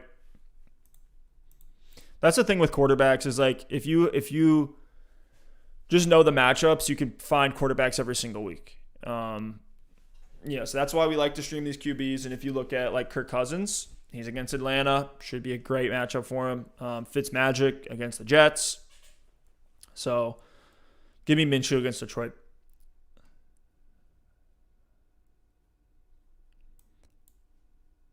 David Bigosinski said, should I start Antonio Gibson or Chase Claypool at flex? I'm not in on Chase Claypool yet. I'm very hesitant on Claypool. Even with Deontay Johnson still out, yes, technically he's the X receiver for the Pittsburgh Steelers, which has a ton of value in it. But I need to see more from Chase Claypool before I start plugging him into my lineup, especially over a guy like Antonio Gibson, who's in a soft matchup, maybe relied on a little bit more on the ground with, this Kyle Allen experience that's going on right now. We saw the Washington football team just kind of get destroyed. The Rams just ate them alive, ate Alex Smith alive, ate Kyle Allen alive. This should be a much easier matchup against the Giants. And so I think Washington's going to be able to do a little bit more than they did last week. And so I like Gibson. Gibson should be safe for, 10 to 15 carries, 5+ targets, and could get a touchdown. He scored on 3 out of 5 weeks, so I like Antonio Gibson a lot. Start him over Claypool. Gabriel Reyes said, hey, what happens to your players if you don't make the playoffs? Do they get turned into free agents, or do they just stay in their teams? So it's really, all these different settings are dependent on, the commissioner and your league and what everybody's agreed to, but 99.9 times out of 100, what's going to happen is if you don't make the playoffs, you're still able to make roster moves. You're still able to play as normal. Your players are still on your team, and essentially you play in a loser's bracket. So you just play for fun. I've seen some situations where once you're out of the playoffs, your roster is just locked, so you can't make any moves. But it just depends on what your league rules are. But you don't lose your players or anything like that. They stay on your team for the most part, unless you're in some crazy league. But I would assume you're just in a normal, hey, they're going to stay on your roster. Lucas L. What up, Lucas? Lost Saquon and Dak Prescott this year. Tough scene.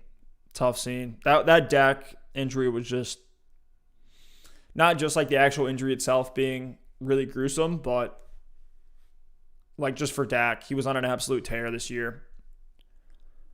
Tough to see him go out like that, and he's in a contract year. You saw him, tearing up as he was getting carted off. It was just tough to see for Dak. I'm a huge Dak fan. But they lost Saquon, you lost Dak this year. Running back insanely weak with Jonathan Taylor and Damien Harris. Wide receivers are DeAndre Hopkins, Devonta Adams, CeeDee Lamb. Holy crap. So, Lucas, you're absolutely stacked at wide receiver. You have DeAndre Hopkins and Devonta Adams. Yeah, I would try to move, whether it's, I bet you can get a lot for CeeDee Lamb right now. See if you can go get a guy like Antonio Gibson or, I don't know, maybe a James Robinson. I doubt you're going to be able to get your hands on a guy like him, but who else could you look at as like a RB2 to trade for with like a CeeDee Lamb type name? See if you can get yourself like a Chris Carson, a James Conner, a Raheem Mostert.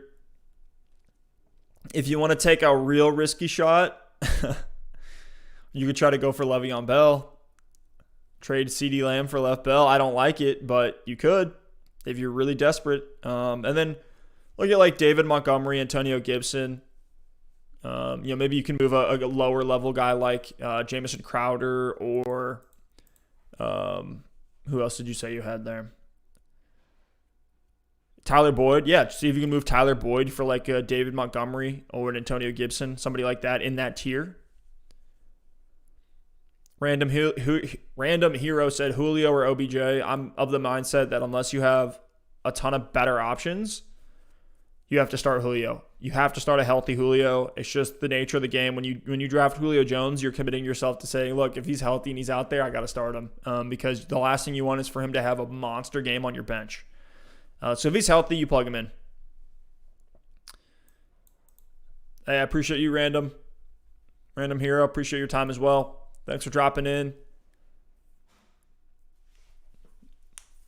Mike Barbasio said Robbie Anderson or Mecole Hardman. Robbie Anderson's my pick there.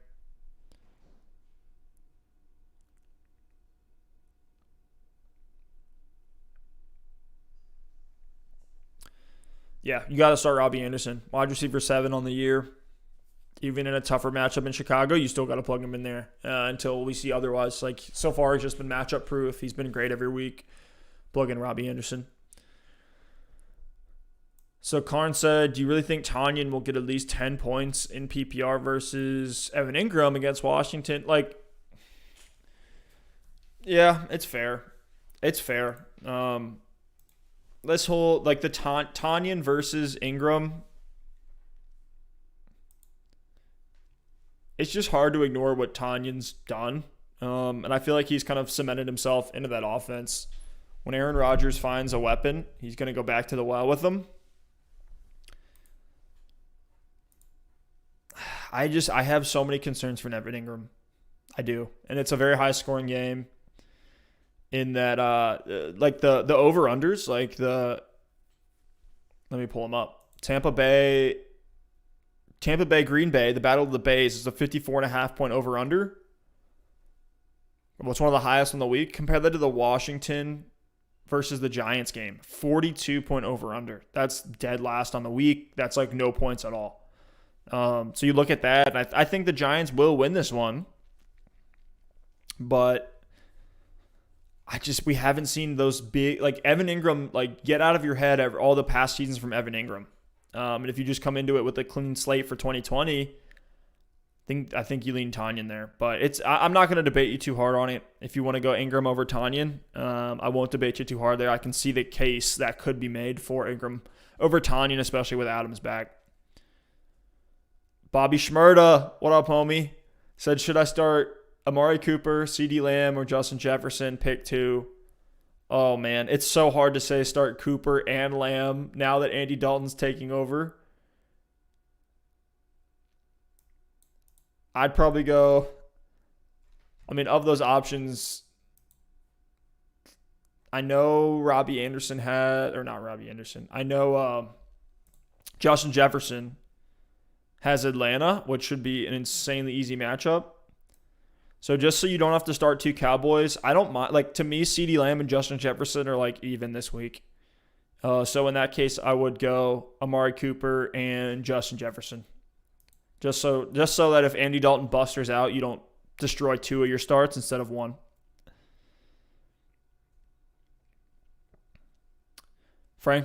Franklin Allen said, like, okay, he's trying to trade for an RB2 with some stud wide receivers, move a guy like CeeDee Lamb, Jamison Crowder, Tyler Boyd to get a running back. I don't think he said, should I try to get Kareem Hunt? It's like, you can, but I don't think you're going to get Kareem Hunt. Kareem Hunt's an RB1. Kareem Hunt's a top 5 running back as long as Nick Chubb is out. Free Bobby Shmurda.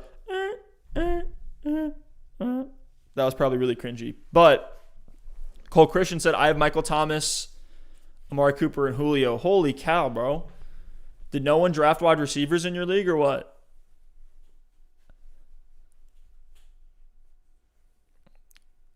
What up, Trey? Good morning. Trey said, full PPR, Brandon Cooks or Devin Singletary. Thank you so much. I appreciate you dropping in. Appreciate all you guys for hopping in here. This has been really, really fun. First time I've done this. A little bit slow today, a little bit hungover, but we're here. We're grinding through it. Hey, Karn, I appreciate you too. Hey, I love the back and forth. Like, I want people to disagree with us. I love it when people come into the comments and lay out all their takes and show us, why they disagree. That's the whole fun of fantasy football, is we can all make these cases for our players, get into these fun debates. Kind of like, ride for your guys. It's same thing you do like as non-fantasy football, right? Like, I'm a Browns fan, so I'm always talking smack to the Bengals fans, and people make fun of me because I'm a Browns fan and the Browns suck, which I agree with. I can't debate them too much, but I'm still going to ride for my boys and tell them that we're going to make the playoffs this year because I'm a Browns fan. It's just what you do. But back to the question here for Trey. Brandon Cooks or Devin Singletary? Man, that's so tough. It's so tough when you look at, like, last week, Brandon Cooks came off that explosion game and Singletary busted out. I'd still go Singletary though. That Bills Chiefs game has the highest over-under on the week. I want pieces in that matchup. I think it's going to be a fun game to watch. I think it's going to be a high-flying one. So I'd probably go Devin Singletary there over Brandon Cooks. If I have the luxury to do so, I want to see how Brandon Cooks looks for another week and make sure that it wasn't just, because he went from a 0 to 30. So, like, let's see. Hopefully he just lands somewhere in that 14 to 19 point range every single week, and he can be a guy that you can start. But I think he's gonna be a boom bust guy.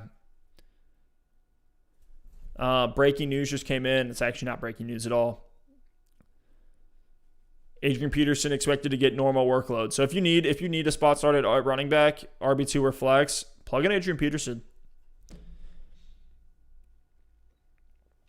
Mike, hey, I appreciate you too, man. You said, thanks, man. I appreciate it. Love the content and how much time you invest. We've been grinding, and it's fun. We do this for fun. It's not like, we are monetized on YouTube, but it's not like we're doing this for money. We're doing this, Alex and I, because we love fantasy football. We love hanging out with you guys. We love reading all the hot takes and throwing our takes out there. It's just part of the game. We love the game. So we'll keep going as long as you all keep watching. Argueta7 said flex one, sit one, or flex start one. The options are, looks like, are you in a 2 QB league? You have Keelan Cole, Travis Fulgham, Michael Gallup, Jimmy Garoppolo. Argueta, submit that question again. I want to make sure I get the right answer there. My gut says Fulgham. Travis Fulgham's in such an interesting one. But anyways, we'll move on. Argueta, if you can resubmit that, give me a little bit more context there. I can answer that one for you. Adam said, what's up, brother? Love the content. I need to start 2 wide receivers. An injured DJ Chark. Hey, DJ Chark is active. Okay, he's injured, but he's active. And last time that he was injured and he played, he dropped to 30 fantasy points. So, at least in PPR. So I think you got to plug in Chark. No matter, the injury is pretty scary, but if Chark's active, you got to start him. T.Y. Hilton and Brandon Cooks. That's what it comes down to here. T.Y. Hilton. Who does Hilton play? Is that the Cincinnati? Yeah, Cincinnati matchup.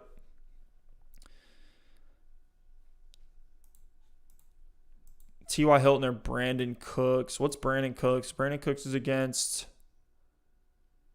Tennessee. I'd probably go Brandon Cooks there. I'd probably go Brandon Cooks in a high-flying matchup. I think the Colts defense is going to be able to stop Cincinnati, and they're not going to need to do much on offense, meaning T.Y. Hilton's not going to do much like he's done all of 2020. So, Adam, in summer here, I'd go DJ Chark and Brandon Cooks.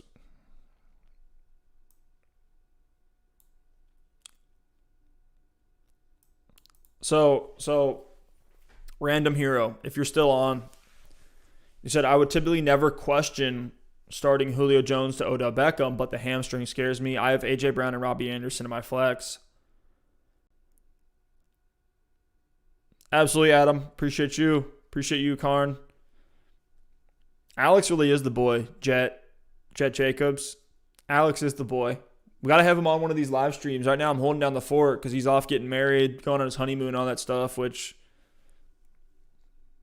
I mean, compared to fantasy football, I don't know what you're doing. Like, you need to be on this live stream right now. But anyways,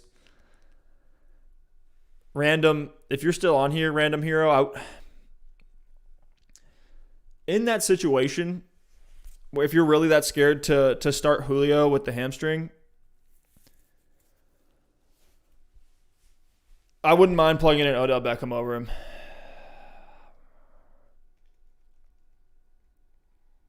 Because you have A.J. Brown, you have Robbie Anderson. I think those are both two starter, like, good wide receivers. So you have the luxury. You're in a situation. We saw some other questions here earlier in the live stream. I know we've been going now for about an hour and a half, but there's been other situations where it's like, hey, it actually makes sense to sit Julio if you have three other good options. In your case, I think you do. So what I would do, random hero, is look at your opponent's lineup and say, look, do I need upside here? Like, am I supposed to just get crushed? Maybe you're against a team that's just absolutely stacked. Then you take the risk on Julio. If not, plug in Odell over him. I really don't mind that. I think OBJ will still have a good game. But Julio has a ceiling that no other wide receiver has. You just aren't going to get that. And be willing to be okay if Julio blows up on your bench, if you're going to sit him. Appreciate all you guys for jumping in here.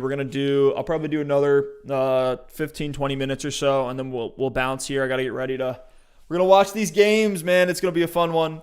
Really excited for a loaded slate here. I got a bunch of DraftKings lineups. Excited to win some DFS and win some redraft and dynasty. But let's get into a couple more of these questions. I'll try to go quick so I get to all of them. Argueta, back with the question. He said, 2-quarterback league, full PPR, start 3 players in the flex position. Jimmy Garoppolo, Michael Gallup, Keelan Cole, Travis Fulgham. Man, Jimmy Garoppolo, is he healthy? I'm gonna check Garoppolo's health.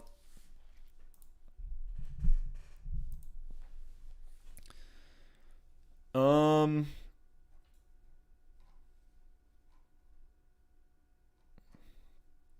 not seeing much on Jimmy G here. He practiced in full on Wednesday.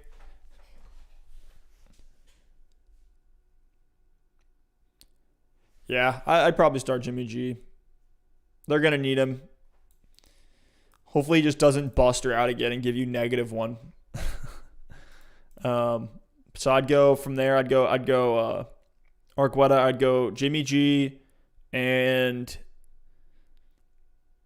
Michael Gallup. I was debating Gallup versus Travis Fulgham, but Travis Fulgham feels like chasing points. It's more of a desperation situation if you're plugging Fulgham in. But I do think Fulgham's interesting. And we'll see after this week. Like, if he can have 2 weeks of solid production, Fulgham could creep into that like every week flex range as long as Deshaun Jackson and Alshon Jeffrey out of the lineup for the Eagles. Yeah, Karn, totally agree. If you need a backup QB, you can pick up Justin Herbert off the way. He is on a bye, though, so you're not going to get him for this week. But if you can pick up Justin Herbert, I think you do that. Jesse B. What's up, Jesse? Scary Terry, Phillip Lindsay, or Singletary, half-point PPR flex. Appreciate it. Between those, Scary Terry, Phillip Lindsay, Devin Singletary, Phillip Lindsay. I don't know how to feel on Lindsay. It's first game back, tough matchup against New England.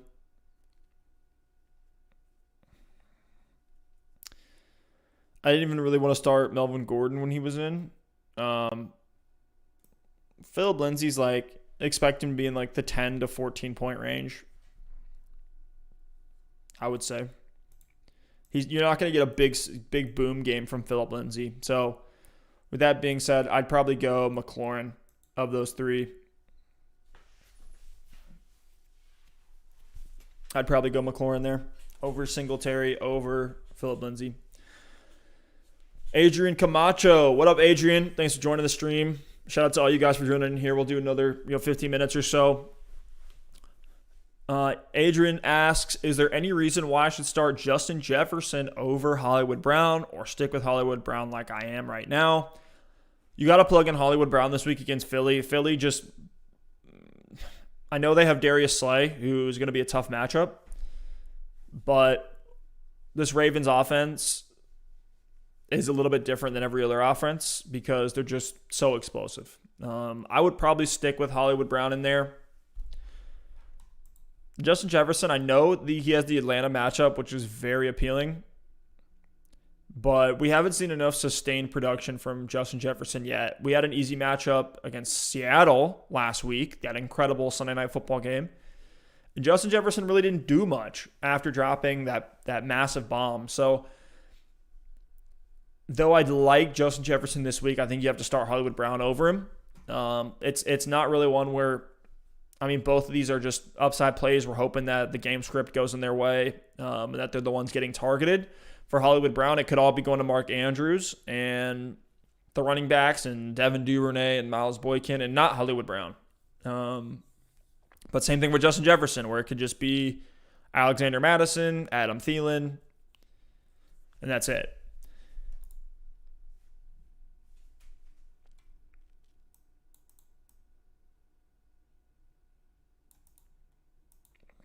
Franklin, hit us up in the comments of another video.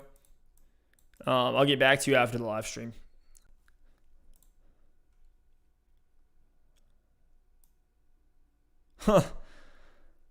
Random hero said, tough choice. Matt Ryan playing like trash right now. My Falcons are killing me. I'm all in on tanking for Trevor Lawrence at this point. Yeah, I would not be surprised at all if Matt Ryan has a injury here in the next couple weeks and they just go into full tank mode and it's Matt Schaub's season.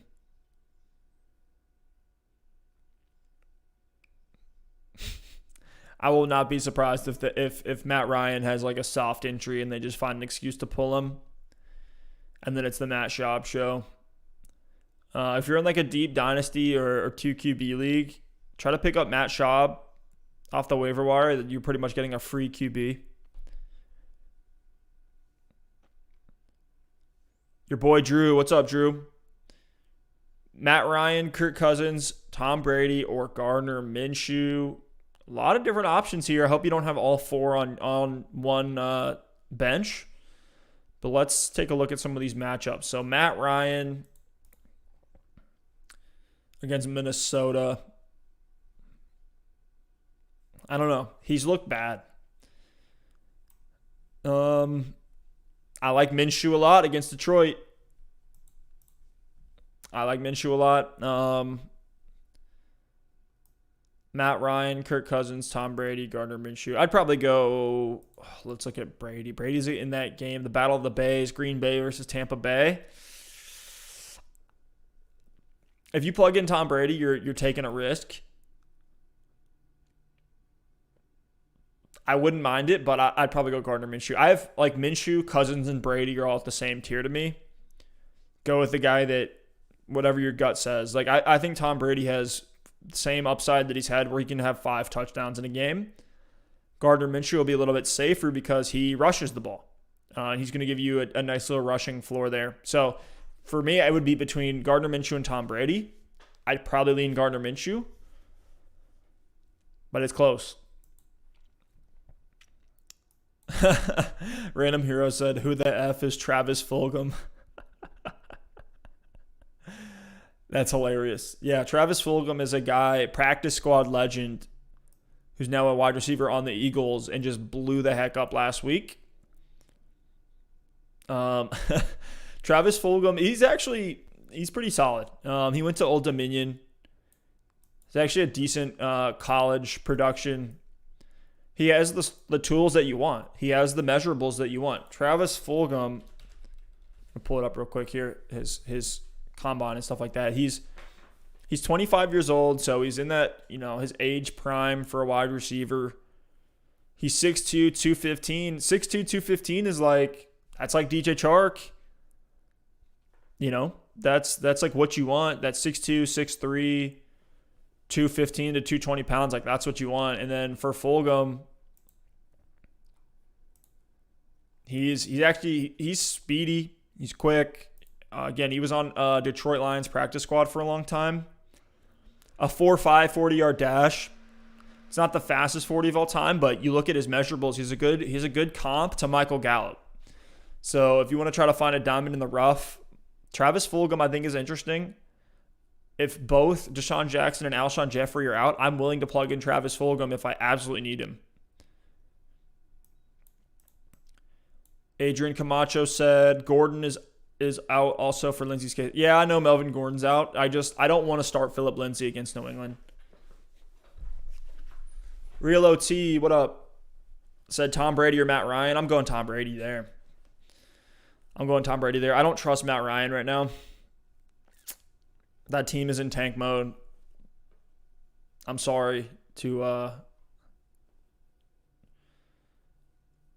random hero as a Falcons fan. I'm sorry. But hey, I'm a Browns fan, so I know your pain. Trust me. Shades721 said, what up, Shades? Standard scoring, Julio or Hollywood? I'd go Julio there. We've talked about it a lot here. Unless you have 3 other good wide receiver options, I'm talking like top 24 wide receivers, like Odell Beckham, we were looking at some other ones, DeAndre Hopkins, Adams, CeeDee Lamb. If you have to have 3 other solid starting wide receivers, otherwise you're starting Julio Jones if he plays, and he's playing. So that's kind of the commitment that you make when you draft Julio Jones, is that if he's healthy, you're plugging him in. Because the last thing you want is for him to go off and have one of his boom games on your bench. And Julio's just, you have to start him. It sucks, but it's just part of the game. So I'd go Julio there over Hollywood Brown, unless you have a bunch of other stud wide receivers and you don't really need Julio and you have the luxury of sitting him. But I'm going to guess, unless you're in like an 8 or maybe a week 10-team league, that you're going to need to start Julio Jones. Nathan Butler. What up, Nathan? You still with us? Matt Ryan or Matt Stafford? Matt Ryan or Matt Stafford? I'd probably go Matt Stafford. A couple more here, guys. We're winding down here. Yeah, I'd go Stafford over Matt Ryan, as I'm looking at it a little bit more. Perky Fever. What up, Perky? Start 3, full PPR. Jamison Crowder, Juju Smith-Schuster, Chase Claypool, Jonathan Taylor. Definitely Jonathan Taylor is one of those. I'd go Jamison Crowder, Juju, and Jonathan Taylor. I'm not ready to plug in Chase Claypool yet. I need to see more. Definitely need to see more. K-Saw, he likes Trevor Lawrence of the Falcons. Trevor Lawrence and the Falcons would be interesting. There's going to be a lot of craziness that's going to happen with Trevor Lawrence. I think the Falcons are going to go into full rebuild. They missed their Super Bowl window. They got an aging Julio. Their defense is demolished. An aging Matt Ryan. They got some rebuilding. Like, Calvin Ridley is a perfect rebuild wide receiver. He's a young, studly receiver that they can start putting pieces around him, give him a good quarterback. I mean, Trevor Lawrence to Calvin Ridley would be nice. I don't think Gurley's going to be able to do much for him post this year. So they're going to have to look at running back as well. Good news is there's a bunch of stud RBs in this draft in 2021. Which, if you follow our channel, we'll be talking about all these rookies that are coming in out of college. There's so many good players that are coming in. It's almost going to be better than this class, which has already been an incredible rookie class. Raymond Gill said pick one, Stafford, Tannehill, or Goff. Tannehill's been balling out, but I'd go Stafford. I'd go Stafford there. Rest of season, Burrow or Dalton? Shades, that's a good question. I'd probably go Andy Dalton. It feels gross to say because I love Joe Burrow, but if you look at just everything around those quarterbacks, it's like Burrow, no offensive line, AJ Green's washed. I think you got to go Andy Dalton, who has probably the best weapons group in the NFL. Josh Ryan, what up, Josh? Juju against the Browns or Godwin at Green Bay? I'd go Godwin at Green Bay. Juju's become kind of like a floor play at this point. Doesn't have a monster ceiling anymore, kind of like he used to. Not to say that like he can't blow up or that he can't break away 70-yard screen passes, take him to the house. But I think you got to plug in Godwin over him. I'm a type of guy that if they're healthy, I'm willing to plug them in. If they're healthy, it means that they're ready to play. They're gonna go they're gonna go all out. They're not limited. Last I checked, Godwin does not have they didn't say that he was going to be limited at all. I'll spot check it real quick just to make sure. Yeah, Godwin here does not have an injury designation. Bruce Arians said he expects the star wideout to return this week, and he was upgraded to a full practice participant on Friday. Yeah, I mean, he's balled out, so I'd go Chris Godwin over Juju. I know it's a tough one because you're looking at injury versus a guy that's kind of like a stable, solid option, but I'd still go Godwin. Oh, K-Saw. Great observation there. K-Saw just said the Browns have 2 starting safeties out. That's true. That's true, but I think that actually benefits Claypool, Deontay Johnson, James Conner, like, it'll help Juju for sure. Dang, that's a tough one. Godwin or Juju at this point. You can go either way. I think that's almost like a coin flip.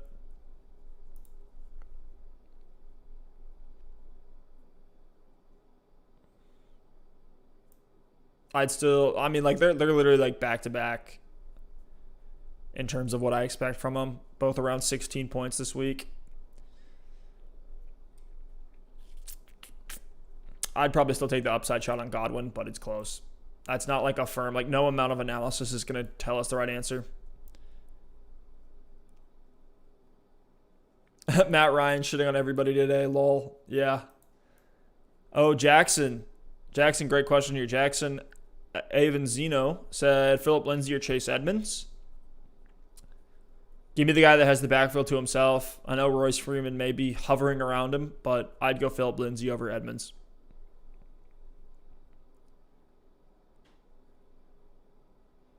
Yeah, I'm not in on Matt Ryan this week. I know the matchup looks good. And Julio's back. Like, everything on paper says he should be great. I just don't know how this team's going to be. I'd rather wait a week and plug in a guy with a better matchup that hasn't had all this turmoil, like Matt Stafford, like Gardner Minshew, like Kirk Cousins, Matt Ryan. You were splitting hairs there at that point. I'd probably go Matt Ryan over Kirk Cousins. Yang Woo Rowe, sorry, botching names here. David Johnson or Myles Gaskin? David Johnson or Myles Gaskin? Myles Gaskin has a great matchup. That was actually Alex's start of the week. Was Myles Gaskin against the Jets? David Johnson, though, against Tennessee, should be a pretty high-scoring game. I'd go David Johnson there just by a hair. Just by a hair. It's tough, though. I mean, they're back-to-back. I think they're both just like middle of the pack RB2s. Expect around 15 points from both. Yeah, I'd go David Johnson. Yeah, Juju's very interesting this week. With the 2 safeties out, a high-scoring matchup, Deontay Johnson out. Dang. All right. You know what? The facts have been laid out. And it's like, look, Chris Godwin coming back from an injury, why take the risk on it? Go Juju. I mean, go Juju over Godwin. You already didn't have Godwin for the last couple of weeks. So you can almost like say like, hey, let me just see how he looks in his first game back. And we could even make the case like against Godwin to say Jair Alexander is one of the best corners in the league. He's going to shut him down. I still think he's going to put up points though. I still like Godwin, but I can definitely see the case for Juju over Godwin. Justin Barker. What up, Justin? I need an RB2, Frank Gore, Phillip Lindsay. I'd go Phillip Lindsay. I don't want to play any Jets. That's the short answer. All right, last couple ones here, guys. I do got to go and get ready to watch these games. It's going to be a fun day. Loaded week 6 slate here. Nick Glover. What's up, Nick? Full PPR. DJ Moore, Debo Samuel, and N'Keal Harry or Damian Harris for the flex. I'd go DJ Moore. I'd go DJ Moore in the flex spot. That's what he is. He's a flex wide receiver at this point. But I still think he has more upside than N'Keal Harry and Damian Harris for sure. And then with Debo, it's like, let's see it from Debo first. Plug in DJ Moore is coming off a strong week and should see some regression in the yards after the catch. He was literally, DJ Moore was top 10 in yards after the catch in 2019. And right now he's like not even in the top 30. So I expect that to get closer to where it was, even though, like, yeah, he's getting targeted just as often as Robbie Anderson. Like, both of these guys could actually finish as wide receiver 2s. Robbie Anderson's a wide receiver 1 right now. But I plug in DJ Moore at the flex. Joey Huber said James Conner, David Johnson this week. This one's pretty easy to me. It's James Conner. It's James Conner. You got to plug him in.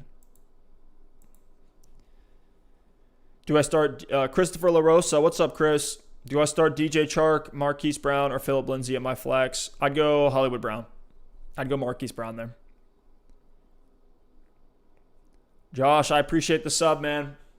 Appreciate it. I'm glad you found us too. Franklin, let's make it a great week. Justin said Lindsay or Gore. I think I already answered this one. I'd go Phillip Lindsay.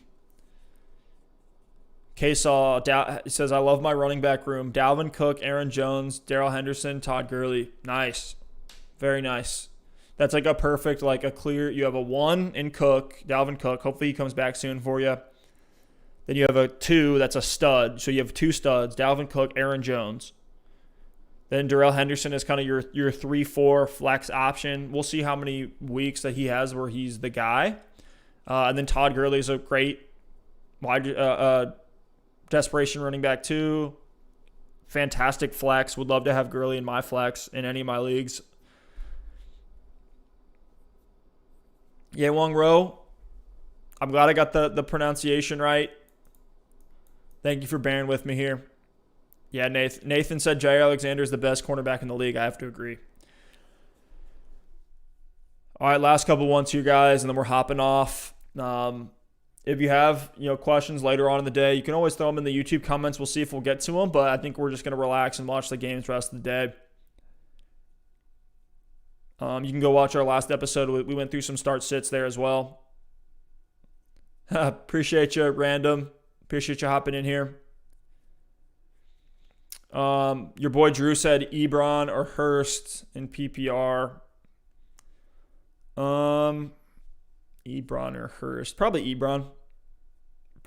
Especially now that we've been talking like what K-Saw said, like the 2 safeties that are inactive for Cleveland, which as a Browns fan, I'm now very worried about this game. But I would go Ebron there. Should absolutely eat. And that's a pretty high scoring game, believe it or not. 50-point over-under.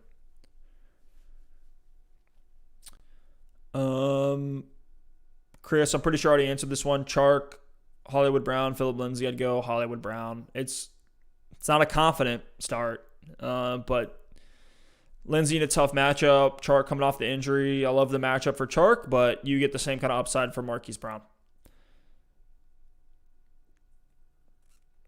Joey Huber with a quick question here. I'm about to hop off, but I want to make sure I get all these answered.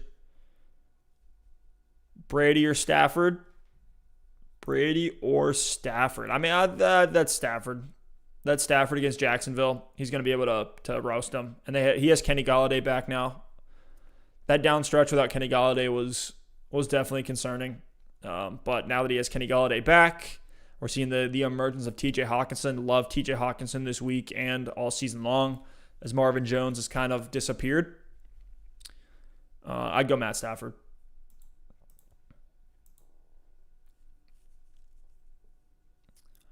Gronk or Ertz. I got Waller on a bye. Hey, me too, K-Saul. Sucks that I had Waller on a bye, and then I was like, oh, great. Good thing I have Noah Fant, and then now Noah Fant's inactive. So I'm plugging in Jimmy Graham. He doesn't feel great. But between Gronk or Ertz, it feels like a crapshoot. I'd probably go Ertz just for the secure volume.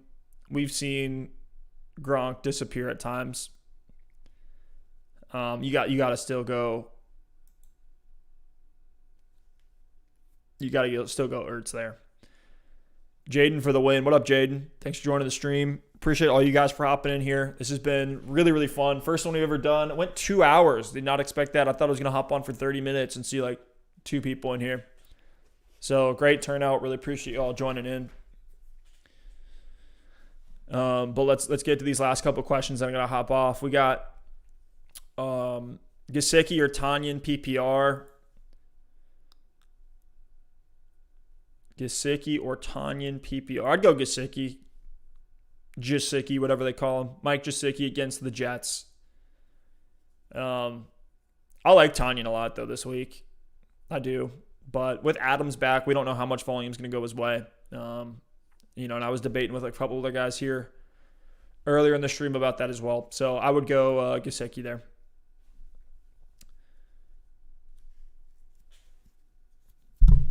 Oh. Yeah, Gesicki or Tanyan's a close one. Jackson, I know you're going Tanyan, but I go Gesicki. You're welcome, Jaden. Appreciate you joining in here, guys. Well, I think that's it for our stream here today. Again, really appreciate you all joining in. That was an absolute blast. The rapid fire questions came in here hungover, kind of tired, and now I'm like amped. I think this is going to be a hell of a day. Got a lot of great matchups on the slate. K-Saw said, when you get a chance, look at that Miami kickers game log. It's insane. Who's the kicker for Miami?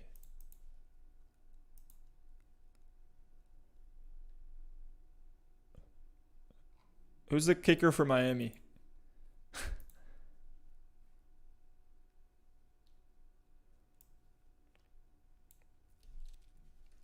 Givenchy joined in last second. Yeah, I'm about to hop off here.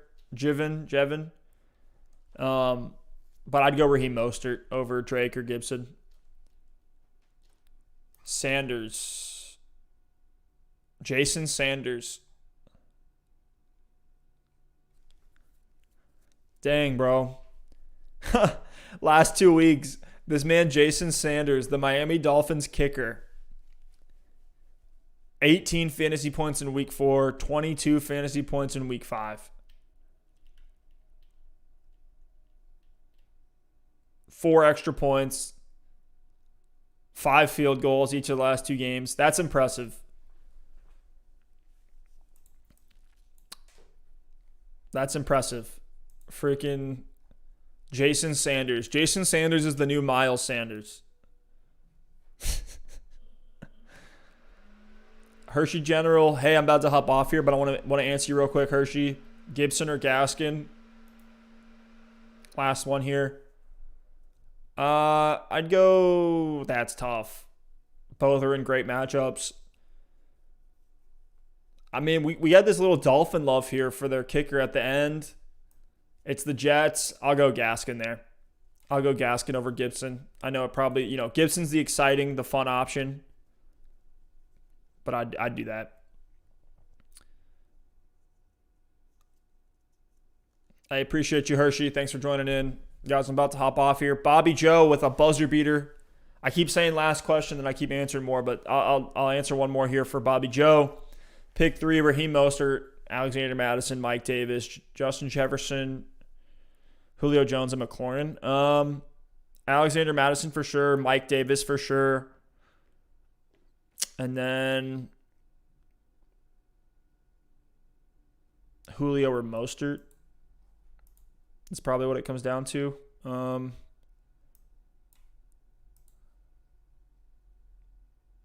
I'd probably go. You're one of the rare cases. Like usually I would say, like I keep telling everyone, start Julio Jones over other options that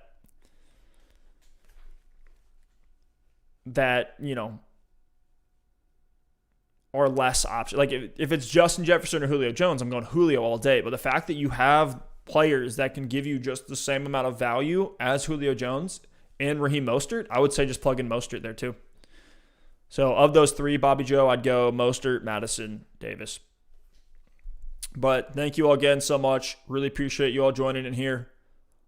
It was an absolute blast. Got to do more of these because this is really fun. And I feel like I got a lot of questions answered for you all. So really appreciate you all joining in. We'll see y'all next time. Peace.